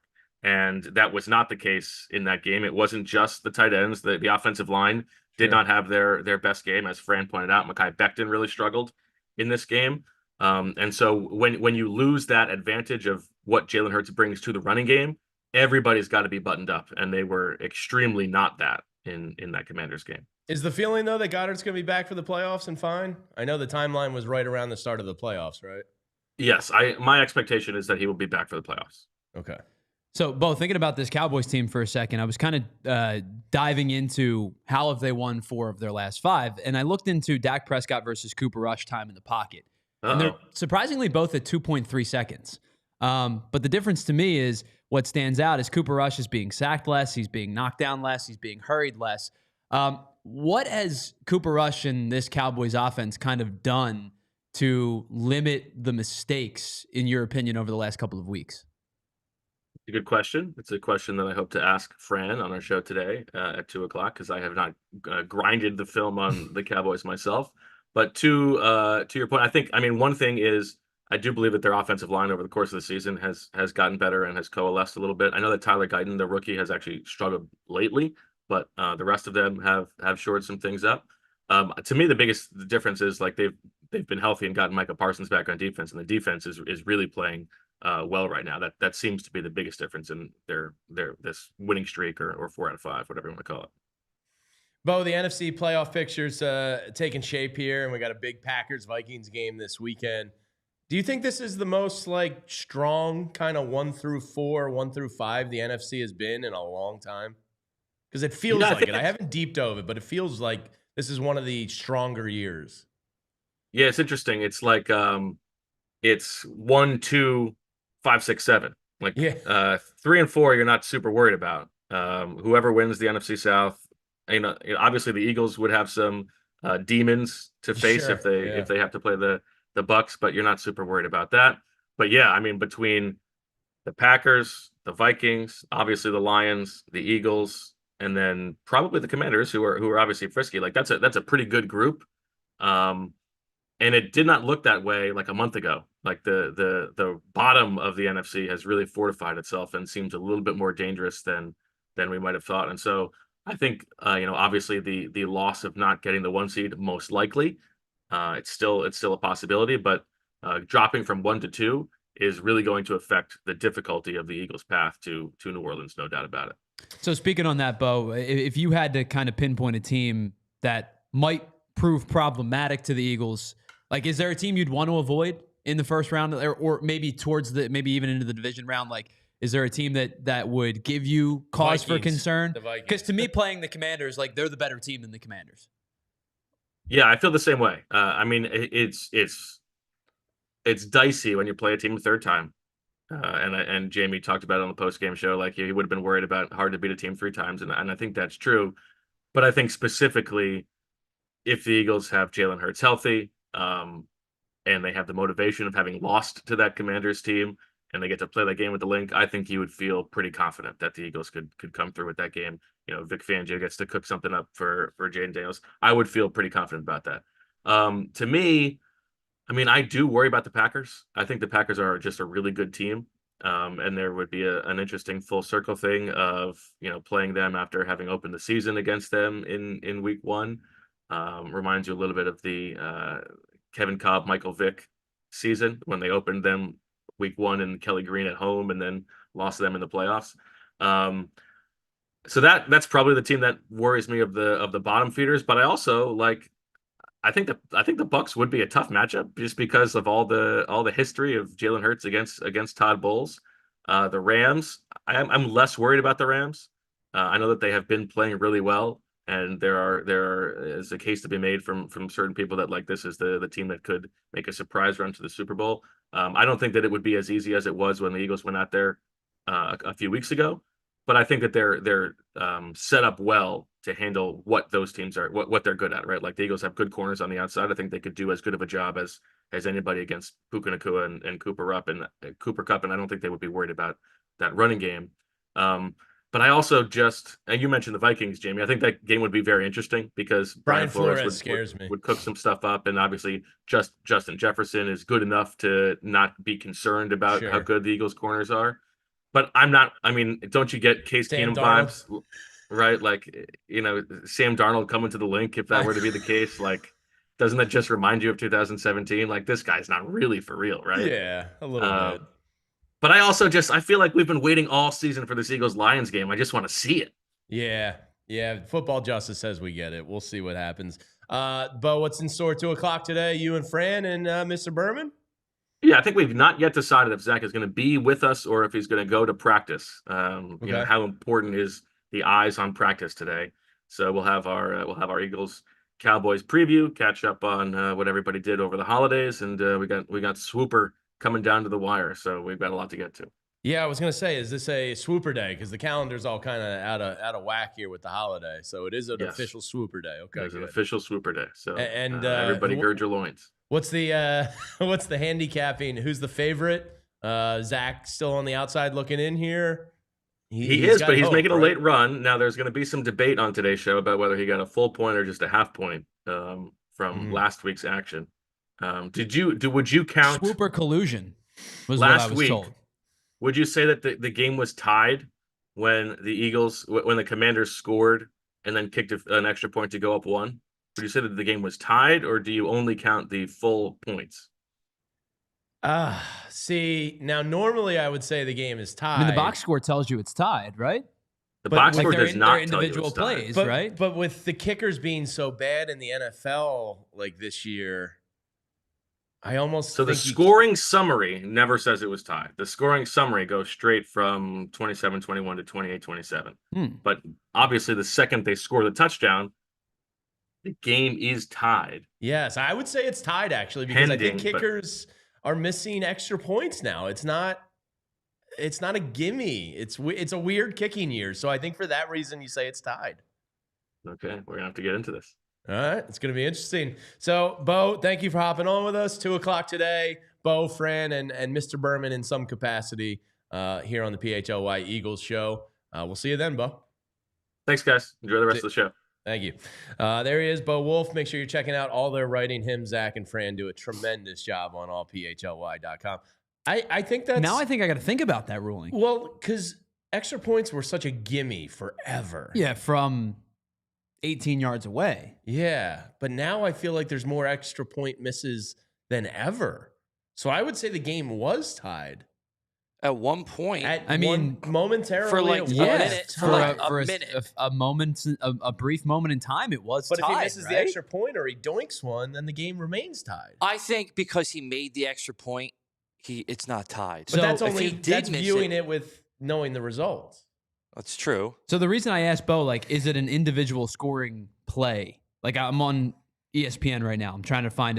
David Akers is the all-time leader in points for the Eagles, probably because of a lot of extra points. So if you look at the play-by-play log, it will only quote you Washington 28, Philadelphia 27. It will not quote you 27-27. But for at least 2 minutes of our existence, that game was tied. So Bo is correct. So it's 1st and 10, ball at the Eagles' 49-yard line. 9 minutes and 6 seconds, no huddle shotgun. Jaden Daniels pass deep right to Olamide Zaccheaus, 49 yards, touchdown penalty, defensive too many men on the field decline. Zane Gonzalez, extra point, good, gives you the holder in the center. It doesn't ever differentiate those between two different plays. I think that if you are doing it by the box score, ESPN tells you the score went from 27-21 to 28-27. Because the extra point is an extension of the touchdown. Because it's not an official play, right? The touchdown's only worth 6 points. It's not an official it's not play. Worth 7. Right. It's not an official play. So it's not in the game. So it's just like a tack on to the touchdown. Point after touchdown. Yeah, it's not play. So there's no point in which if he misses it, 100% tied. But because of that rule, it's not tied. This is going to be a heavily litigated swooper today. Yeah, I think this is a good debate. There may need to be an outside counsel. Julia will have to moderate, I think. We might have to get an attorney in here. I think so, yeah. I've been watching a lot of Suits. I could do it. Is that show? People have raved about that show. My dad used to love it. My dad loves that show. I really enjoy it. But what's it compared to? I mean, it's a law drama. Okay. I mean, I don't watch a lot of drama. It's not like Corky or anything. No. It's serious. No, it's serious. Yeah, it's a serious. Is it sexy? I would say, yeah, probably people would consider it to be like, yeah, I would say so. Is it like Mad Men? It's a lot of good looking. It's a lot of good looking people in the show. If that's what you're asking. Isn't that where the Queen Meghan's from? Meghan Markle is in that show. Yes. But We watch She's like not 10. queen. We watch like 10 minutes at a time. We'll watch a whole episode, but we get like 10 minutes of view, and then we got to go with the remote and turn back and watch like 10 more minutes, and then we'll do something. Yeah, so there's probably like 8 episodes on in my house at any given day, but we watch one episode's worth of content. Okay, yeah, that makes sense. So tune in 2 o'clock. That's going to be a much debated super topic there. So Tyler, did you watch any of the Netflix NFL debut yesterday? Nope. None. Not a second of it. Really? So this $150 million. This is my sports hot take, and people don't like when I say this. Oh, I don't care who broadcasts the games. No. I don't like holiday sporting events. Now, let me rephrase that. I like Thanksgiving football because Christmas Eve. How was there no sports on? Well, there was. There was a bowl 7-hour bowl game. Yeah. You missed the 7-hour bowl game between San Jose State and. I'm with you to a degree, but like the NBA, if they want to like try and own Christmas, fine. That's Christmas Eve. I think it's good, like background white noise stuff. The NFL getting in on Christmas Day, I think, is a joke. So can I just leave the NBA alone? Let them have their little holiday in the winter. This is the NFL getting involved. I'm like, it's too much. Yeah, I get it. I think the NBA has owned Christmas for a while. Now, this is probably my reasoning behind it. And I fully embrace that we signed up for a job that works nights, weekends, and holidays. We are not a typical 9-to-5. That's just how this industry operates. Fully embrace that. That's my disclosure. I worked, I guess, 3 straight Christmases with the Sixers at the radio station, and it made me a very angry person. The Grinch. Because at some point I went, all right, I'm not the new guy anymore. Somebody should take this from me. Please. And it never happened. And I get it. Like, I was the producer of the Sixers. That was literally my job. Tom McGinnis needed you on that wall. But it got to a point where I was like missing family Christmas. Yeah, it's the worst. And I knew it was going to happen. Like, the Sixers schedule would come out in July, and it'd be like, Christmas Day. Ugh. Yeah, when I was working for Sunday Night Football all those years, I always had to be on the road for Thanksgiving. And Christmas is like way more fun to me than Thanksgiving, but it still sucks. Again, and I say that with the disclaimer, like, we've signed up for jobs that work nights, holidays, weekends. It is what it is. It's part of the job. Don't feel too bad for us. We're fine. But I'm with you. Like, NFL, I did watch a little bit. It was a party, so we were in and out of it. But like, we did kind of tune in for Beyonce a little bit because it was right at the White Christmas portion of it. Yeah, she looked good. That was not. And I couldn't hear her because it was on mute, but she looked great. I did not watch it because of like my long-standing disdain of. It was just part at a part of the day where we were doing things. Yeah. And we were $150 million for a football game. A lot of money. And they'll probably make it back too. Yeah, I'm sure. As far as we could tell, it went off without a hitch. I know during the Mike Tyson Jake Paul fight, people were worried because I believe Netflix. They were showing Mike Tyson's butt. Well, I'm still a porn bot on Blue Sky because of that. I uploaded Mike Tyson's You ass. Still haven't gotten out of Blue Sky jail? No, I'm still in prison on Blue Sky. But I believe. Oh, you've never heard this story, Andrew? What happened? When I started my Blue Sky account, it was right after the Tyson fight, and I was trying to upload profile pictures, and for some reason, the Mike Tyson ass chaps became your profile picture. I just uploaded it because I was like, I wasn't thinking. I was just like, I'll just throw this on while I formulate the account, and then I'll figure out what I want the profile picture to be. Yeah. It was just on my placeholder. Desktop. It was the Blue Sky immediately flagged it was the Mike Tyson ass placeholder. It's exactly what it was. And I uploaded it, and not even thinking. My account got labeled adult content. Basically, I'm a porn bot. Oh, man. And I'm frozen, and it basically like blurs out my profile picture and my header. And it says a label has been placed on this account, and it's like adult content. Did you write to them and let them know? I've appealed it like 40 times, and I was like, I'm sorry, I just uploaded a picture. I wasn't really thinking. Oh, my gosh. But apparently they have so few employees because they blew up so quickly. They have like over 1 million users now per employee. Wow. So apparently they're getting funding and growing and expanding. So hopefully one day I'll be out of porn prison on Blue Sky. Fingers crossed, Today is not that day. Today's not that day. Oh, man. All right, let's take a quick moment here to tell you about some friends at PHLY. And that's our friends over at Ace Hardware Home Services. I just saw one of their trucks driving in this morning. And I have been an Ace Hardware store devotee for a long time. Why? Because the guys in Ace know everything. You walk in there, you tell them the project or the job you're working on. They'll tell you the pieces that you need, where everything is. They'll walk you through the store, make sure you find everything. So I've always loved the hardware store. So why wouldn't I bring that same professionalism and love of the store right to my front doorstep? And you can do that with Ace Hardware Home Services. If you got a leaky pipe, maybe an air conditioning or heating issue, a faucet, whatever it is, there's always something in home maintenance that pops up. And now you can bring the helpful hardware folks from the store you love right to your front door. They're bringing helpful home, the helpful you love from the store right now to your front door. So don't put off those projects anymore. Visit Ace Hardware Home Services online at acehardwarehomeservices.com to get you started on your next project. And let me tell you about our friends over at TrueMark Financial Credit Union. And listen, it's hard to win without proper coaching, and financial literacy is no different, especially when you're trying to figure out how to properly tell your kids on how to save and how to spend and how to properly budget. Well, TrueMark has you covered with the ultimate playbook for teaching financial responsibility with the free Greenlight account. The app is changing the game. It's helping kids and teens learn how to earn, save, and spend their money wisely. They can set up savings goals, track their spending, and even get an allowance all right there on the Greenlight app. And one of the cool parts is each kid is going to get their own debit card. So it's going to make them feel like, you know, they have a little bit of adult responsibilities. They have, they're able to monitor their purchases and learn what it is to spend and save with real world money skills while you stay in control of the card and the finances from your phone. You'll get peace of mind, and they get the freedom to make some smart decisions with their money. So it's kind of like coaching your kids through their very own financial game. And the best part, it is free for all TrueMark Financial members. With the holidays in full swing, Christmas just passed, but that doesn't mean the holiday season is over. It is the perfect time to introduce your kids to Greenlight. So get signed up today. Visit TrueMark.com/Greenlight for more information.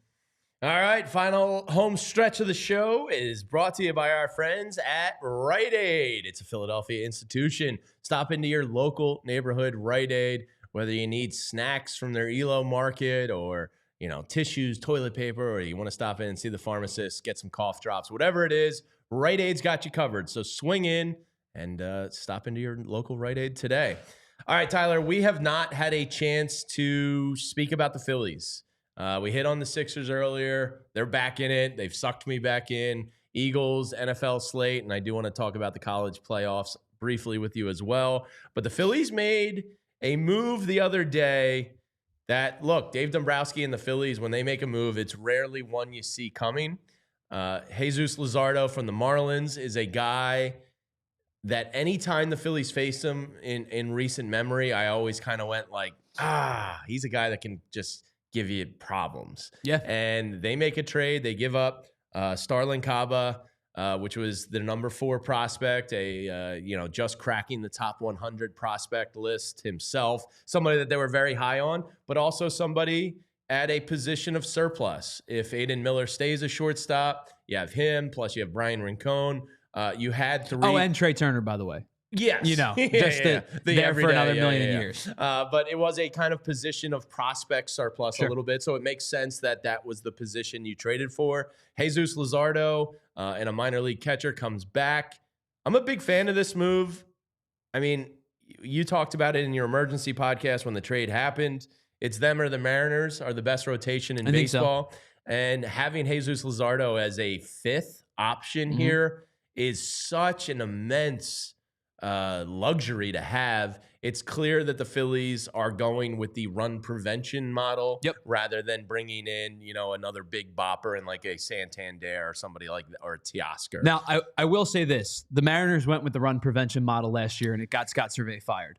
Sure. But the Phillies' offense is much better. Correct. Than Seattle's offense was dreadful last year. Sure. Other than Cal Raleigh hitting 35 home runs, you love Cal Raleigh. You can't bring up Cal Raleigh and not mention his nickname. Julio Rodriguez had a dreadful start to the year last year. Tell me about it. He was on my fantasy. He dug himself out of a pretty substantial hole and had a decent year, but not a Julio Rodriguez type of year. You and I both picked him to win the American League MVP. Yeah. But I think that Seattle's model didn't work because they didn't have an offense that was productive. The Phillies, of course, have a peaks and valleys offense, but I think is an overall much more productive lineup than what Seattle produced a year ago.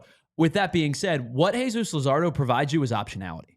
And, the whole discourse about Ranger Suarez, is this going to be his last year in Philadelphia? He signs with Scott Boras. Like, you're seeing pitchers across the market. Sean Manaea just got $25 million a year for 3 seasons. Like, Ranger Suarez is going to command a pretty hefty paycheck in the 2026 into the 2025 into the 2026 off season. You want to hear my take? I've been working on. Okay. I haven't shared with you. I think Ranger Suarez is going to be a trade deadline move. That wouldn't surprise me because it's around the timeline that Andrew Painter is going to come up. You're going to want to utilize him. Then it becomes a situation of, do you let this look? Now, you know my love of Ranger Suarez. Of course. His versatility come playoff time. I mean, that guy's got ice cold, veins, and he is spectacular. And his versatility between pen, the middleman, a starter, like he can kind of do it all for you. And of course, you can never have enough left-handed pitching. Yeah. Well, now they have three starters, but it's kind of syncs up with the timeline. So I think if Max Kepler fails, which health-wise, there's a decent chance it will. I think Ranger Suarez then becomes your trade deadline chip to go out and upgrade the offense or the bullpen where needed. Yeah, it's certainly. That sounds a little ridiculous because Ranger can help the bullpen, but you know what I mean. They might need a true closer. You know, Dave Dombrowski never acquires a player. Well, let me rephrase that. More times than not, never acquires a player that is a rental. Like Carlos Estevez was an outlier. Austin Hayes technically wasn't going to be a rental, but they basically said, we don't want you on our baseball team anymore. Non-tendered, go away. Yeah. But like Carlos Estevez is the outlier. When they acquire guys, they either have guys who are team control or arbitration eligible. Jesus Luzardo is arbitration eligible this year, probably going to get $7 or $8 million. That is a great deal. Immensely affordable if he pitches to the level that he did in 2023. And then he'll probably get, $14, $15 million in 2026. And then he becomes an unrestricted free agent, but you have financial flexibility because the Schwarber contract, the Realmuto contract, the Castellanos contract, those contracts start to come off the books. You start to kind of figure, you're going to get some different money. Now, maybe you do bring Schwarber back, maybe you bring Realmuto back, but it's going to be on different deals than what they're currently making. So optionality is key for this Phillies team this season. Jesus Luzardo, to me, you kind of know what he is. Heavy fastball, 96, 97, 98, willing to throw it in any given spot. He loves his fastball. It's a good fastball. It's lively. Do you think they try to dial him down a little bit in the health? Because the Phillies, it's possible. The Phillies are not like they love the gas flamethrowers out of the bullpen, but starter wise, it's almost like they prefer their guys to be a mile or two off as long as there's that movement on the pitch. Yeah, I mean, to kind of keep the arm healthy. It's certainly feasible because he is a guy that can touch 98. Correct. I will say wonder this. If they want him at 96. I think if they're going to make a change with Jesus Luzardo, if Caleb Cotham's going to try to mold him in any one given way, what I would personally do is I would flip the curve or the slider and changeup usage. He throws the slider about 29% of the time. It's not a particularly good slider. It's heavy. He throws it hard, but now I'm going to get really nerdy. His spin rates are below league average. It's not that devastating wipeout. It's kind of a tight, like little, almost like a humpback slider. He'll use it to throw strikes. It's effective when he uses it and throws it down in the zone, especially to right-handed hitters, throws it off their back foot. It's an effective pitch. But I will say this. I think he could have, with Caleb Cotham, he could have a really heavy downward moving changeup, a really heavy downward action changeup, where they've kind of put onus on their pitching staff to either have a wipeout sweeper slider or something with vertical break. And like I talked about Jeff Hoffman's splitter and how he's used that to his advantage. I think Jesus Luzardo could have a changeup that has heavy vertical break. And if he uses that more, especially to right-handed hitters, and he flips the percentage of changeup and slider, I think that's where he becomes most effective. And he goes heavy fastball usage, changeup second, slider third, and then he has that sinker he mixes in occasionally. But to me, if I could flip the changeup and slider usage, that's where I think he becomes the most effective. All right, it'll be interesting to see what Caleb Cotham does with them. But what it did give Philadelphia, and I share this with all of you, is as a Christmas gift, no more Taijuan Walker. I would imagine they bring him in camp. They'll probably see where the splitter is, where the velocity is, and maybe there's a chance he takes that slop roll out of the bullpen, middle relief type of guy, and that's a huge maybe. I think it's going to be. I think that roll's going to go to Joe Ross, probably, who is the swing pitcher that they also got recently. But it looks like Taijuan Walker won't see him no more. Listen, they're paying him what, $17 million each of the next 2 years. Million. It's good work if you can get it. Well, you could tell me, you could sit. I would take a phone call every morning from our bosses. Hey, Tyler, you suck at your job. If to pay me for $17 million, you could call me every day. You suck at your job. Fine. Because I suck at my job for a lot less than $17 million. But it's kind of sunk cost fallacy a little bit with him. Like, they're paying him unless they can get somebody to take some of the money off the books, which I highly doubt is going to be the case. They're going to pay this guy $17 million each of the next 2 years, and it's kind of going to be $17 million. Don't worry about, like, we'll call you when we need you. Yeah. The likelihood, keep your phone on standby, but like, we'll call you when we need you. New number, who dis? Don't even call us. They're going to have to pay the guy regardless, but to be able to limit what you need him for is significant. Yeah, it's going to be nice every 5 days to not have to do that again, because that was, I don't want to, there was a lot that went wrong with the Phillies in the second half of the year, but having to watch that, and look, come playoff time, a fifth starter is just an extreme luxury. You rarely are going to see that guy, but having to see that every day for like 3 months last year, that was a brutal existence. So the Phillies made a pretty substantial move. One I don't think people saw coming, and it's pretty good. I'm excited for this Philly season upcoming. I think the Luzardo move was a solid one. We'll see. It looks like this is the bullpen they're running out, and their philosophy in. It's going to be so hard for me to start saying Romano. So here's the thing. So I'm thinking about their 40-man roster and their 26-man roster specifically. How many more additions can they make? Probably one. So my guess is if they make another one, I think it's going to be to the bullpen. I would think if they make a move, like you could probably get Tanner Scott for what, 12, 13 mil if you got him on a 1 year deal. Yeah, I mean, I think that, Jim Salisbury kind of laid that out for us at the winter meetings. Like, that's what it feels like. It's a 1 year. They're going to rely on 1 year deals and kind of push this thing back if you a could year. Get Tanner Scott on a 1 year deal. You go and do it. Do it. Yeah, you go and do it. It's if you could get Jeff Hoffman on a 1 year deal, you go and do it. It's a matter of can you is the bigger question. I don't know the answer to that question, but I think that they're going to rely upon guys who maybe aren't going to cost them a ton, but could be high upside. Like, I've been using the name Jonathan Loaizaga for like 4 weeks now. I just think he's a guy that would fit the mold for what they're looking to do. Sign a 1 year deal. He's been hurt, a bulk of the last 2 years. Can he bounce back and be healthy? Like, that's the kind of player that they're going to look for is that final piece. And then they're going to rely upon Orion Kirkering and Matt Strom. He's going to have to take the from next step the right up. and left side. Yeah. They're going to be their guys. Yep. All right. Let's take a quick moment here because I'm getting hungry. And let's tell you about some of our friends. And that's Primo's. I could go for a turkey Diablo right now. I had one last weekend. Last weekend on Friday. Delicious. My mom's got my Uncle Kevin. He's up from Key West, and he's coming over Saturday to hang. And she said, should I get a hoagie tray? And I said, yeah, just get a Primo hoagie tray. It's the greatest thing. When one of those things walks in the door, that's just joy. And the free hoagie sweepstakes. Download the Primo app right there, a little QR code conveniently on your screen there. And Primo's is the best. The Thuman quality meats is dynamite. I mean, their turkey is just out of this world. Their chicken cutlets I often dream about. And no, I don't think that's weird. Have you had a Bada Bing? It's delicious with the seeded roll. It's just the best. So stop into a Primo's today. They're all over the area, and especially around the holidays, New Year's Eve, all that. A hoagie tray is a staple at most Lynch and Ferran parties that we go to. And it's just when you walk into a party and you see a Primo hoagie tray, you're in for a good time. So visit Primo's, download the app today, and you won't regret it. I promise you that. All right, Tyler, the college football playoffs. It was chalk in round one. Yep. And I think in hindsight, I bet the chalk. It was a great day gambling. I think that was clearly overmatched.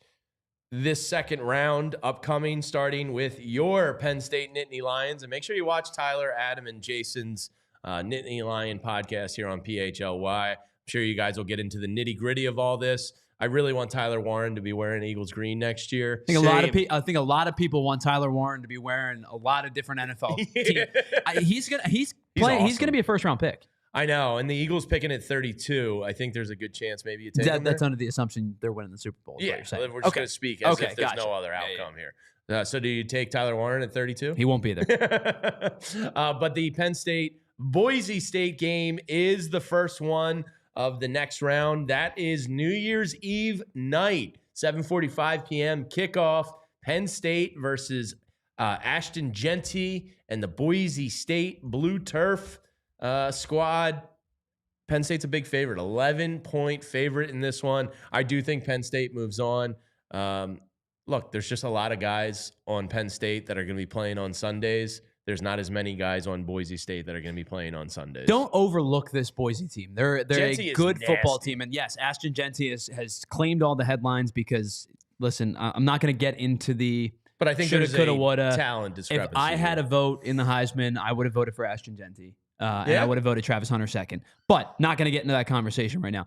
Penn State has given up less than 16 points per game this year. Now, you can say they've beaten Kent State and they've beaten some bad Big Ten teams. They smacked Purdue, they smacked Maryland, right? But they give up 16 points per game. It's the sixth best in college football this year. Their defense is stout, past Abdul Carter. This is going to be a test. It's a really good run defense. I think King and Tony Rojas and Dom DeLuca are going to have to make a lot of tackles in the 1.5 level, if you will, to not let Ashton Genty get to the second level. He is a broken tackle machine. He's insane. His yards after contact are through the roof. You're going to have to get that linebacking core to play stout, fundamental linebacking football like they have for a majority of the year. But it's a really good front four, too. Dennis Sutton and Abdul Carter on the outside. Abdul Sal, baby. Zane Durant on the inside.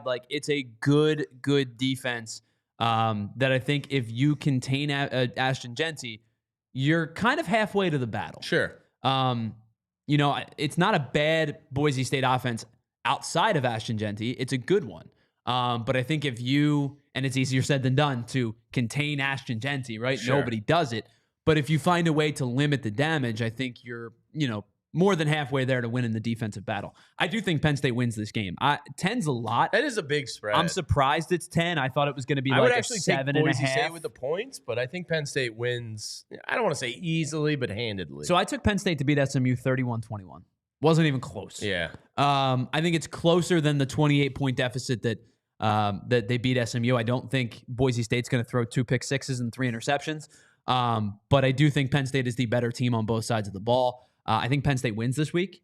10.5's a lot. Come back to me on Saturday or Monday or Tuesday. Yeah. I might have a more definitive answer, but I do think Penn State's going to advance. By the way, you see who's becoming one of the NFL's best rookies and / linemen? Chop Robinson. Chop Robinson's been awesome. He's been phenomenal this year. He's having a great year. All right, the next game up, January 1st, a little New Year's Day. Number 5, Texas versus number 4, Arizona State. Cam Scatterbo, another great story in college football this year. If you haven't heard about Cam Scatterbo by now, you're living under a rock. The kid's unreal. I like Texas to get it done. Kenny Dillingham and the Arizona State team is a fun story this year. I listened to him on a podcast recently. Seems like a great guy, highly rootable. And I like Texas. Yeah, I think every time the country has counted out Arizona State, they've told you to bleep you. Bleep off. Because they were picked to finish last in the Big 12. They win the Big 12. They were picked to I think they were dogs. I believe they were dogs against Iowa State. If not, they were slight favorites against Iowa State. Blew them out of the water. Cam Scatterbo, 3 touchdowns. I think this is probably where the fun ends for Arizona State. I just think Texas is a better team. Again, it's a huge spread. But they are on a little bit of fraud watch in that they didn't beat a ton of great teams this year. And anytime they were tested in the SEC, they lost were to Georgia twice. Yeah. I think that it's a good Arizona State team. I think it's a better Texas team. Yeah. I think 13.5, I think is the line. Another big one. I might take the Sun Devils with the points. But I do think Texas wins the game. All right, and then the Rose Bowl again, New Year's Day. This is the best game of the 4. This should be like the championship game. There's no reason Oregon should be playing Ohio State. No, this is where the College Football Committee really screwed up. Yep. Number 8 Ohio State versus number 1 Oregon. A rematch, an awesome game earlier this year between Ohio State and Oregon. It was Dan Lanning with a huge call in that game. Yeah, was that the trick play? He took intentionally took the penalty to bleed the clock, which was kind of a loophole that they closed up immediately. I think they pretty much said, we're not letting you do that again, buddy. Good job. Well done. Yeah. What was that final? 35-34 or something? 32-31. Yeah, it was a high-scoring, one-point game. Came down to the wire. It was an absolutely awesome game. And we get a rematch, and that's going to be 5 o'clock New Year's Day. Hard to beat a team twice like this. I do think Ohio State is very live in this. I would probably... They're the favorites in this game. That's crazy. Yeah, last I checked, they were 1.5 favorites. Wow. It's kind of telling you Ohio State a little bit, isn't it? So I said at the beginning of the year, I think Ohio State wins the national championship which will be so funny if Will Howard plays well. Downingtown's finest. I am not a huge Will Howard fan, but I am a huge fan of the running back duo of Travion Henderson and Quinshon Judkins. I'm a huge fan of the Ohio State defense. They beat every team in front of them pretty handedly, of course, with the exception of that Michigan game, which was a weird game, and they seemed to cower every chance they got. They crushed Tennessee last week, 42-17. And it's a Tennessee team that went up and down the field with teams at times. Now, they had that little bit of a lull in the middle of the season where they just weren't scoring for some reason. But there were times where they were going up and down the field with teams. I think Ohio State, I think the winner of this game wins the national championship. I agree. I think they're the two best teams left. I agree. Georgia without Carson Beck, I know the backup played decently in Gunnar Stockton, but I think Georgia without Carson Beck is troublesome. I think Penn State's good. I think they're not great. I think the winner of this game is winning the national championship. So who's your pick? I'm taking Ohio State. Yeah, I'm with you. That line's telling me Ohio State. I think it's hard to beat a team twice. Oregon's really, really good though, and that's definitely the game. And then the final one, the Sugar Bowl. Also on New Year's Day, 8:45, the night game, Notre Dame versus Georgia. Irish. Yeah, you all Irished up there, all Mr. Irished up, man. Yeah. They're winning the whole thing. Now, look, Gunnar Stockton's likely going to be making his first start for Georgia in this game. No bigger stage than the Sugar Bowl. This is a game of college football, program heavyweights. Sure. It's going to be aesthetically really cool to see. But I think it's hard with the backup quarterback, but I just don't know if Notre Dame's going to have enough firepower. So to the argument for a this. lot of teams this year was who'd they beat, right? And Notre Dame falls under that category as well, right? They beat Army, they beat Navy, they handedly beat both of those teams, and they were both ranked at the time that they played them. They escape USC with scoring almost 50 points, but USC dropped 35 on them. It was, who have you played this year? And then they won't go and play Indiana, who was another team. Who have you played this year? Yeah. And Notre Dame proved from the jump, and it was a 10-point game. It might as well have been a 25-point game. Indiana looked lost. I think they scored 14 points in the fourth quarter. It was 20-3 heading into the fourth quarter. Notre Dame was the better team from start to finish. Riley Leonard is excellent with his legs. He's decent with his arm. He threw for 201, a touchdown and a pick. Jeremiah Love had that 98-yard rush. Was it Jeremiah Love or was it the other running back? They had a 98-yard touchdown run. Love ran for 108. It was Love. It was Love. Yeah, it was Love. But Notre Dame proved that they were the better team than Indiana. This is a step up, of course. Georgia's a much better football team than Indiana. Everything statistically tells me that Georgia's defense should stifle Notre Dame's offense, but my heart, for some reason, keeps coming back to Notre Dame winning this game. Yeah, really? Tyler. I don't know why. Huh. Let's go. And don't fight your gut. This is coming from a noted Notre Dame hater. I can be talked into it. I don't have a strong feeling in this game. Riley Leonard's done a really nice job in the rushing attack. He's an excellent rushing quarterback. Yeah, he's not a great throwing quarterback, but that rushing attack is nasty. Marcus Freeman's a good coach. I can see this one going either way. What's the line on this game? I have not looked, actually. I imagine Georgia's probably the favorite still. I would think so. Let's take a look real quick on the Bet365. Notre Dame is going to be proving doubters wrong. It doesn't matter who they play. Georgia's -1.5. That defense is good solid. Defense. It's a really good defense. They're going all the way. Championship game. All right. I mean, I'm in. My last name is Lynch, right? I'll ride with the Irish over the absolute Northeast Philly degenerate bowl that would be Notre Dame, Penn State next week. Would feed families for years. That's actually the funniest outcome is the infighting of Northeast Philly in Notre Dame versus Penn State. That would be great. Oh God. Yeah, I'm kind of rooting for that now. You guys sway me. Let's go Irish. Yeah, let's go Irish. Yeah, exactly. Let's go Irish. No, there's no let's go Irish. I'm just telling you what I think is going to happen. So there you have it. There's the upcoming second round of the college football playoffs. It's good stuff there. All right, as we're winding down, we got to do a little back in the day, brought to you by our friends at Rite Aid. I might swing into Rite Aid. I'm starving. Just grab some snacks to hold me over. I got so much food in the fridge. I can't buy you want lunch. You want some cookies? Is there a lot of cookies out there? There's a ton of cookies out there. Oh, boy. Yeah, so I'll probably swing into Rite Aid and maybe grab a quick little snack for the road on the ride home. But back in the day, brought to you by our friends over at Rite Aid. Andrew, you've been tasked with our back in the day. We're going back.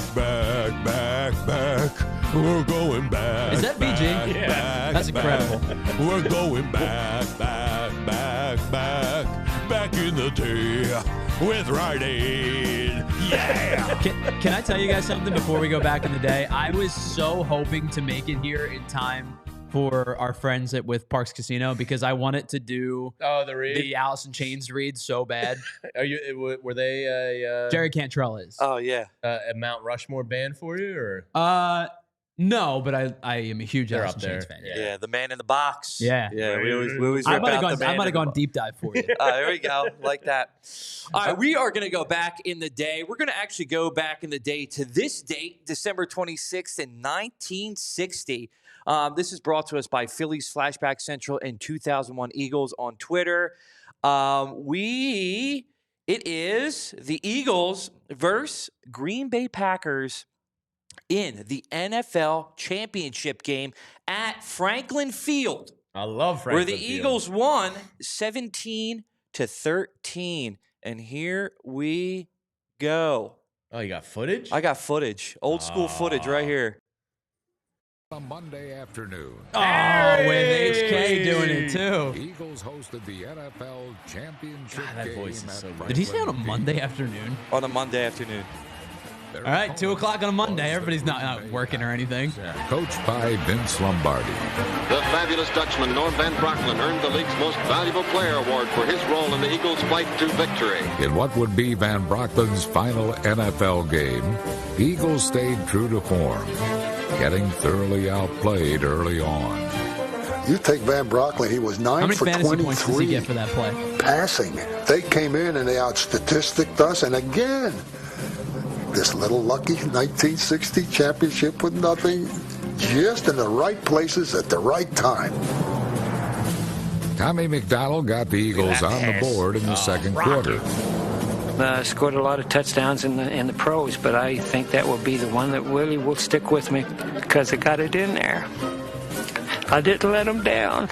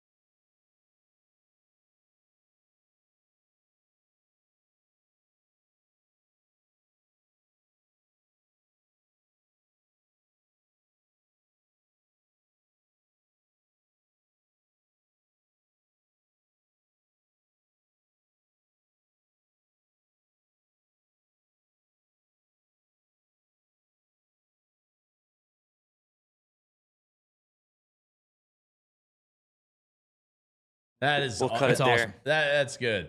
That is an awesome back in the day. Franklin Field is just the coolest. Like the Palestra and Franklin Field in West Philadelphia is so awesome. I wish they were used more.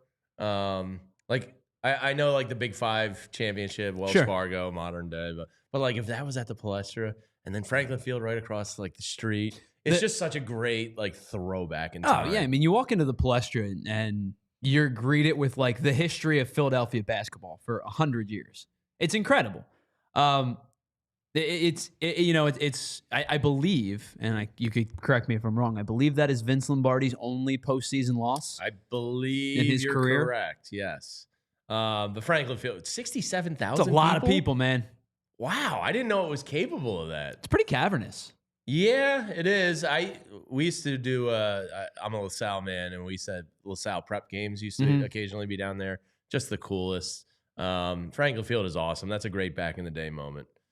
So real quick before we get out of here, what's everybody's Christmas? Oh, and to everybody on TV, if you want to continue watching the show here in the final minutes, you can check us out on allphly.com. And everybody on television, we thank you for hanging out with us. What was the Christmas movie rundown for you, Tyler? Everybody does it. What's your? You mean like just yesterday? You saying or no? Over the past week, like what's like your number one? What's like kind of number two? My favorite Christmas movie is Christmas Vacation. I've always been a big Christmas Vacation guy. That's our movie that we watch every Christmas. Really? Love that movie. The three of us are lockstep at number one. Right. I would say after that, it used to like I didn't watch as much. I haven't watched as much since I moved out in my mom's house, but we used to watch a ton when I was living at home at my mom's. We did Christmas Story. Okay, is another one, and then a big one for our family is a little more serious. Obviously, is Christmas Carol with George C. Scott. Okay, not the original. I don't think it's the original, but like the modern original, if you will. That's a Christmas Eve tradition. At my family. Nice. How about you, Andrew? What's your gamut of Christmas movies here? Yeah, I mean, Christmas Vacation is our Christmas Eve movie. Every time I watch that movie recently, since I've been working here, I always think of Bo Wulf. I just feel like he is Clark. I don't know why. What he wore on Sunday. He's got a Clark Griswold like feel to him. You've taught me everything I know about exterior illumination. Yeah. He does have. He worked really hard on it. Yeah. So does a washing machine. I use that line too much. It's a Wonderful Life is like a staple. That's one of my wife's like favorite. Yeah, it's a great movie. I watch it every year with my mom. I am a big Grinch fan. I love How the Grinch Stole Christmas, the Jim Carrey one. The Jim Carrey one. There are some great lines. That's my 3-year-old's favorite. Oh yeah, and it's kind of like dark. We watched it a couple times. Yeah. It's kind of dark. Yeah, it's really dark. I'll gut you like a fish, what he calls it. His monologue to himself, can't cancel dinner with me again. Solve world hunger, tell no one. He's just very in his own head. Yeah. Oh, yeah. That's like one of my all-time favorites as well. A Christmas Story is great. Yeah. All those things. Nobody mentioned Elf, and I will share something here in the trust tree. Not an Elf guy? No, I like Elf a lot. It makes me cry. Really? More so when Santa comes at the end. Dude, the Christmas spirit and when Walter Hobbs starts singing. Yeah. Like, that gets me right in the feels. All right. Yeah. Did that happen pre or post becoming a dad? Because that movie came out before you were a dad. Yes. So post. I don't think I ever cried before kids. That's a puncher. Yeah. When he flies over everybody in the music, and you're like, oh, yeah. The sleigh's back. And nobody ever talks about Elf kind of getting you in the feels a little bit, but it does. My wife started something this year. She ordered a King Air mattress, and then on Christmas Eve, she's sleeping under the tree with the girls on the air mattress. Oh, cool. So I brought out the portable TV. I laid on the couch, and we watched Elf under the tree. So that was a new tradition we started this year. So it was good stuff. It was a great week. And to everybody that viewed the show, I hope you and your families had a great holiday season. It's the best. New Year's Day is close. And I wish everybody continued health and happiness as we approach 2025. Jeez. So speaking of spending time with your family, I was this past weekend with the Washington game to kind of come full circle. That was my son's first Eagles loss. They had not obviously they were on a 10-game winning streak. They had not lost since he was born. And I'm like, well, buddy, this is what it feels like. Welcome to the club. Welcome to it. To Andrew, who produced the show, thank you. Anthony, I believe, is back tomorrow. He is back tomorrow. The whole crew is back. I saw him posting the crab gravy. The crab gravy. Now, I'm not a gravies man. I'm just saying I'm a sauce guy. But for him, I know he calls it the crab gravy. But I saw him stirring up the crabs in there. I was like, damn, that looks good. Well, he taught me the difference. There's a difference between sauce and gravy. When you have meat or anything in the sauce, it then becomes a gravy. Okay. So because there's crab in it, that's why. So sauce is just basic marinara. Yeah. I'm becoming Italiano with him. Yeah, me too. But yes, Anthony will be back tomorrow in the saddle. To everybody, the rest of the shows today, I believe we have the Eagles, the Sixers. No, Sixers and Flyers are off today. Yep. Okay. And I'm a Zamboner, so you can't really expect a lot of me. I know Matvey Michkov really good. You're trying. Yeah. You're giving your best effort. He's good. He's a good How rookie. you feel about the Emil Andre send down to the minors? I mean, sometimes you gotta send a message, you know? No, it was a bad message. Sure. Yeah. I just said you have to fail there. I have no idea.